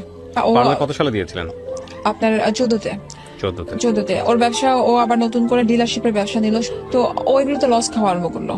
আমি ওকে তারপর টাকা দিলাম কিছু, সেটা তো লস খাওয়া আরম্ভ করলো। এখন বারবার প্রেশার দিচ্ছে যে আমার জন্য, ওর ভিতরে ওইটাই এক কথা যে আমার জন্য ওই মেয়ের কাছ থেকে ফিরে আসছে। হ্যাঁ, আস্তে আস্তে করে দ্বন্দ্ব মানে বাড়া আরম্ভ করলো। দেখা গেল আমার পার্লারে কোনো, ওদের গ্যারেজের মধ্যে আমি পার্লারটা দিয়েছে, আমার পার্লারে কোনো ক্লায়েন্ট আসতেছে, ওদের সামনেও আমাকে মারতে আসতেছে বা চিৎকার চেঁচামেচি আরম্ভ করতেছে। আস্তে আস্তে করে ও আমার বাসায় মানে আসতোই না। আমার বাচ্চাদেরকে দেখা গেছে আমি আমার বাচ্চা সহ খাচ্ছি, ওকে যদি বলতেছি যে আসো একসাথে খাই, না আমার বাবার সাথে আমি খাচ্ছি, তোমার কোনো সমস্যা, তো এরকম বলতো। এরপরে বলো এরকম করতে করতে মানে আরো দ্বন্দ্ব আরম্ভ হলো যে আমার কাছে মনে হতো যে তোমার বাবার হক আছে, যেহেতু আমার বাচ্চারও তো হক আছে, যে আমার বাচ্চারও তো হক যে আমার ওর বাপের সাথে খাওয়ার, তো তুমি কেন সেটা তুমি ইয়ে করতেছো না। তো এখন যেখানে ও নিজের বলতেছে যে আমার বাবা একা, আমার মা নাই, আমার দায়িত্ব আছে, তখন আমি না আর কিছু বলতে পারি না, কারণ আমারও বাবা আছে। আমি কিন্তু এত কিছু পরেও আমি তাকে প্রতিদিন খাবার পাঠাতাম, সে খাক আর না খাক। তার সাথে লাস্টের দিকে কিন্তু আমার খুব ভালো সম্পর্ক হয়ে গেছিল, কিন্তু সে ওই মেয়েটার জিনিসটা সে ভুলতে পারে নাই। সে ওই মেয়ে নিয়েই ঝামেলা প্রতিদিনই করতে এরকম করতে তারপর সে আবার এর মধ্যে এই কিছুদিন লাস্ট রোজার কথা, এই দ্বন্দ্বর পরে আমি শর্ট করে নিয়ে আসতেছি। এর মধ্যে তো আমি তো কখনো ওর কাছ থেকে কোনো টাকা পয়সা নেই নাই। আস্তে আস্তে করে ও বাচ্চাদের উপরে আবার বাজার সহ বন্ধ করে দিল। বাজার দেওয়ার মধ্যে দিত একটা মুরগি দিয়ে তুমি 3 দিন চালাও, এরকম করতো। এখন সেটাও বন্ধ করে দিল। রোজার মধ্যে আমার বাচ্চারা কি খাবে সেটাও জানো, কি তুমি জানো সেটাও কি খাবে। এখন তাহলে এটা কেমন ধরনের, তুমি ওর বাবা না, ভালো না লাগলে চলে যাও। আমি তো বলছি যে তোমার সাথে আমার থাকা সম্ভব না, আমার দরজা তোমার জন্য খোলা, তুমি এখানে আসছো মেহমানের মতো, তোমাকে আমি আনি নাই। হ্যাঁ, তোমার সাথে আমার দ্বিতীয় বিয়ে হয় নাই, তো এরকম ইয়ে করতো। তারপর আপনার যখন পার্লারটা যখন এইসব ঝামেলা আরম্ভ হলো, তখন ও চিৎকা চেঁচামেচি যখন করলো, তো আমি বললাম যে কি চাও বলো তুমি চলে যাও, আমি সেই মানে ওই মেয়েকে বিয়ে করবে। হ্যাঁ, তো আমি ওই মেয়ে তো তোমাকে বিয়ে করবে না, তো বললো না আমি তোমার সাথে থাকতে পারতেছি না। তো এখন তাহলে কি করব, সেই আবার কাহিনী। আমার বাবাকে ডাকলো, বাবা এসে আমার শ্বশুর যে তার পা ধরে কান্নাকাটি করলো, আমার ভাবির ভাই এসে ওর পা ধরে কান্নাকাটি করলো। আচ্ছা, এই ড্রামাটা এটা কোথায় গিয়ে শেষ হয়েছে আমরা সেই জায়গাটায় যাই। আপনি ওনার সঙ্গে আছেন, ডিভোর্স হয়েছে? ডিভোর্স হয়ে গেছে। ডিভোর্স হয়েছে কত সালে হয়েছে? ডিভোর্স লাস্টে 16তে হয়ে গেছে। হ্যাঁ, 2016 হয়েছে। 2016 হয়েছে, আপনি পেপারস গুলো নিয়ে আসছেন। 2016 তে ডিভোর্স হওয়ার পরেও কি আপনি ওনার কাছে গিয়েছেন? হ্যাঁ, 16 পরে আমাকে আসতে দেয় নাই। 2016 পরেও আপনি ওনার সঙ্গে থেকেছেন? হ্যাঁ। কত বছর থেকেছেন? আপনার যে জুলাইয়ে ব্যাক করেছে। কত বছর, মানে এই জুলাই ব্যাক করেছেন, মানে 2020 সালে? 2020 সালের জুলাই ব্যাক করেছেন, তার মানে 4 বছর আপনি অবিবাহিত অবস্থায় ওনার সঙ্গে ছিলেন, একসাথে স্টে না করেছেন? না, ওর বাসায় থাকতো 3 তলায় থাকতো, আমি 6 তলায় থাকতাম। আর আপনারা একসঙ্গে ছিলেন তো? হ্যাঁ। ওকে। ও আসতো মাঝে মাঝে খাবার টাবার ভালো কিছু রান্না করলে আমি ডাক দিতাম একসাথে আসো খাও। আপনার বাচ্চা দুটো কোথায় আছে? বাচ্চা দুটো আমার সাথে আছে এখন আপনার সঙ্গে আছে? হ্যাঁ, এখন যে আজকে কয়েকদিন ধরে দাদার বাসায় গেছে সেপারেশন বেড়াতে। কততে হয়েছে আপনাদের এখন ফাইনাল সেপারেশনটা? জুলাই মাসের 27 তারিখে। এরপরে যোগাযোগ আছে আপনাদের সঙ্গে? ওর সাথে হ্যাঁ? না, বাচ্চারা ওদের বাবা বাচ্চারা এই নিয়ে 3 বার গেল, সেটা নিয়ে মেইন পয়েন্ট। হ্যাঁ। আমার বাচ্চারা এই যে 28 তারিখে গেছে, কারণ ওর কাজিনের বিয়ে হচ্ছে আমেরিকা বাচ্চারা থেকে কি ও রাখতে আসতেছে। চায়নি নাকি বাচ্চা আপনি রাখতে দেননি? বাচ্চা ও রাখতে চায় নাই, আচ্ছা, ও রাখতে চায় নাই। আর ওদের এখন বাচ্চারা আমার কোনো সাথে মামলা চলে করেছিলেন আসবে আপনি? না, কোনো মামলা করেন ও নাই? এগ্রিমেন্ট করেছে আমাকে দিয়ে যে তো তুমি বাচ্চা নিয়ে যাচ্ছ, শুধু আমি বাচ্চার পড়াশোনা খরচ দিব, কোনো খরচ দিব না। হ্যাঁ, তো আমি বলছি ঠিক আছে। আমার না, কিন্তু বাচ্চারা, আপনার উপর যে আপনার পুরো গল্প শুনলে তো শুধু নির্যাতন নির্যাতন আর নির্যাতনের কাহিনী। আমার এখন মামলা আপনি করতে চেয়েছে, দেয় নাই। হ্যাঁ, কে দেয় নাই? আমার বাবা মা দেয় নাই। হুম। কারণ আর সবচেয়ে বড় কথা হচ্ছে ওই টাইমটাতে 2018-তে আমার বাবা মারা গেছে, আমি সম্পূর্ণ একা হয়ে গেছে। আমার ভাই আমার সম্পূর্ণ বাড়ির সম্পত্তিগুলো আমার ভাই আমার দখল করে নিয়ে গেছে, আমাকে ঢুকতেই দেয় নাই। এত ভালোবাসতো আপনার ভাই, সবকিছু দিল না? হ্যাঁ, কিছুই দিল না আপনাকে? সম্পত্তি সবকিছু নিয়ে গেছে। আপনি কি এমনকি করেন এখন? আমি একটা ব্যবসা করি, আপনি যে কোনো কিছু করে আপনি নিজের পায়ে স্বাবলম্বী। এই স্বাবলম্বীটার ক্ষেত্রে আমি বলি, আমি যেখানে এখন কাজটা করি, ও ওই জায়গাগুলোর মধ্যে যেয়ে বলে ও তো খারাপ, ও যে হোটেলে থাকে। আচ্ছা হ্যাঁ। সিস্টার, আপনি কিছু মনে জি। করবেন না, সেটা হচ্ছে যে আপনি গল্পটা রেডিওতে কেন বললেন? আমি আমার কথা বলার আগে আমি আপনাকে যে কোশ্চেনটা করেছি এই কোশ্চেনের অ্যান্সারটা দেন প্লিজ। আমি বলতাম না আপনাকে, আপনি যখন আপনাকে নক দিয়েছি অনেক আগে, আমি এখন দিয়েছি কারণ কি পরশুদিন আমার মেয়ে চিৎকার করে রাতের 12টায় কান্না করতেছে, আমাকে এক্ষুনি এসে নিয়ে যাও। কেন বলে, বাবা বলে কি মেহমানের মতো এখানে আসছে, গেস্ট হিসেবে, গেস্টের মতো থাকো, একটা কিছু বাড়তি কিছু চাইবো না, খাইতে চাইবো না, কিছু না। ও, যখন বাবার বাসায় গেলে? হ্যাঁ, যখন সময় হবে মাকে বলবা চলে যাবা। আমি ধরেন আমি ওই এলাকায় গেলাম আমার মানে দাঁতের ডাক্তারের কাছে, যদি আমি বলি যে যাও ওকে বাবার বিয়ে সাথে, করেছে? আমি শুনেছি করেছে কিন্তু হাইড করে রেখেছে, কাউকে কারোর কাছে কিছু বলে নাই। আচ্ছা, তো তারপরে কি হয়েছে? আপনি হ্যাঁ তো আমি যদি ওদের বাসায় যদি আমি বলি, যাও দাদার আপনি সাথে আমার একটু কোশ্চেনের দেখা করে অ্যান্সারটা দেন। আসো। জি। আপনি কেন বললেন আসলেন গল্পটাতে? হ্যাঁ, এই আমার মেয়ের কথাটার জন্য যখন রাতে শুনলাম না এই কথাটা, আমার কাছে মনে হচ্ছে ওদের একটা অধিকার আছে, হ্যাঁ। আমি না অধিকার পেয়ে থাকি। আমার হাজবেন্ড যদি এখনো বলে, ও তো আমার হাজবেন্ড না, যদি বলে যে স্যার তুমি এখনো ব্যাক করো বাচ্চাদের জন্য, আমি 10টা বিয়ে করি, আমি তোমাকে একটা রুমের মধ্যে রাখবো, তোমাকে কোনো খরচ দেবো না, আমি সেই হিসেবে যাবো, কেন back আমার করবেন? বাচ্চাদের জন্য যাবো। কেন ব্যাক করবে? কারণ আমার বাচ্চা, আমার মেয়েকে বিয়ে দিতে হলে কখনো এরকম সিঙ্গেল মাদের ভালো জায়গায় বিয়ে হবে না আমার মেয়ের। তাই আমি জানি আমার বাবা মা থাকতে আজকে আমার এই অবস্থা, তাহলে আমার মেয়ের কি অবস্থা হবে? আপনি এই জন্য গল্পটা বলতে এসেছেন? হ্যাঁ, মানে আমি সারা জীবন কষ্ট করে আসছি। আমি আমার কাছে কি এখন মনে হয় যে কেউ যদি আমাকে মেরে ফেলতো আমি শান্তি, কারণ আমি ঘুমাতে পারি না রাত্রেবেলা। আমার সারাদিন মনে হয় যে টাকা কোথায় পাবো, আমার সব দিক দিয়ে ব্লক করে দিয়েছে সবকিছু। আপনি আমি মাস্টার্স পাস করেছেন ওপেন ইউনিভার্সিটি থেকে? হ্যাঁ। তারপর আপনি না আমি ইয়া থেকে নরমাল ইউনিভার্সিটি থেকে আমি মাস্টার্স করছি এমএতে, তো ইংলিশে মাস্টার্স মাস্টার্স করার করছি। পরও আপনি জব কোথাও ম্যানেজ করতে পারছেন না? জব যেখানে জবে যাই সেখানে তো যে নোংরামি কথাবার্তা বলে চিল্লাচিল্লি করে, পরে আমাকে বলে কি যে আপনার জন্য আমাদের তো পরিবেশ নষ্ট করবো না। তো আপনি লিগ্যাল অ্যাকশন এরপরে- কেন নিচ্ছেন না তাহলে? বাচ্চাদের জন্য ওরা চায় না, বাচ্চাদের জন্য তো আপনি কিছুই করতে পারেন না। ওরা চায় না। এখন এই যে আমি এখন বলছি যে আজকে বলে আসছি, আমি অনেক কবার বলেছে যে তুমি, ও বলে কি যে তুমি কিছু করতে পারবা না। লিগ্যাল অ্যাকশনে কি বলবে, বাচ্চাদেরকে হয় ওর কাছে দিবে নাহলে আমার কাছে দিবে। হ্যাঁ, তো আলটিমেটলি কি দাঁড়াবে? আপনার বাচ্চা দুটো বয়স কত এখন? ওর ছেলে তো 16তে পড়লো, আপনার আর মেয়ের 13তে পড়লো। আপনারা যারা আজকে রেডিওতে এই গল্পটা শুনলেন, আমরা নাম পরিচয় গোপন রেখে এবং এমনকি ভদ্রমহিলার ভয়েসটাও আমরা চেঞ্জ করে দিয়েছি, সেভাবে আমরা গল্পটা এখানে প্রচার করেছি যাতে করে এদের সামাজিকতায় কোনোভাবেই কোনো ধরনের হ্যাম্পার না হয়। যারা বিয়ে করতে যাচ্ছেন এবং যারা এই ধরনের কামড়াকামড়ি, সোজা বাংলায় যদি বলি, খুবই নুডলি এবং খুব বাজেভাবে, বিকজ আমার ভিতরে যে ফিলিংসটা হচ্ছে সেটা আমি এক্সপ্রেস করতে পারছি না, এই ধরনের সম্পর্কের মধ্যে যদি থাকেন দ্বিপাক্ষিকভাবে যে আপনিও খারাপ এবং আপনার সাথে যে আছে সেও খারাপ, কারণ আমরা যখন খারাপই করি তখন আমরা বুঝি, তাহলে দয়া করে এই ধরনের সম্পর্কের মধ্যে যাবেন না, নাম্বার 1। নাম্বার 2 হচ্ছে যে আপনি খারাপ কিন্তু সে ভালো, তারপরও অ্যাকসেপ্ট করা যায়, ঠিক আছে, একজন মানুষ স্যাক্রিফাইস করবে, ট্রাই করবে, একটা ব্যালেন্স হবে।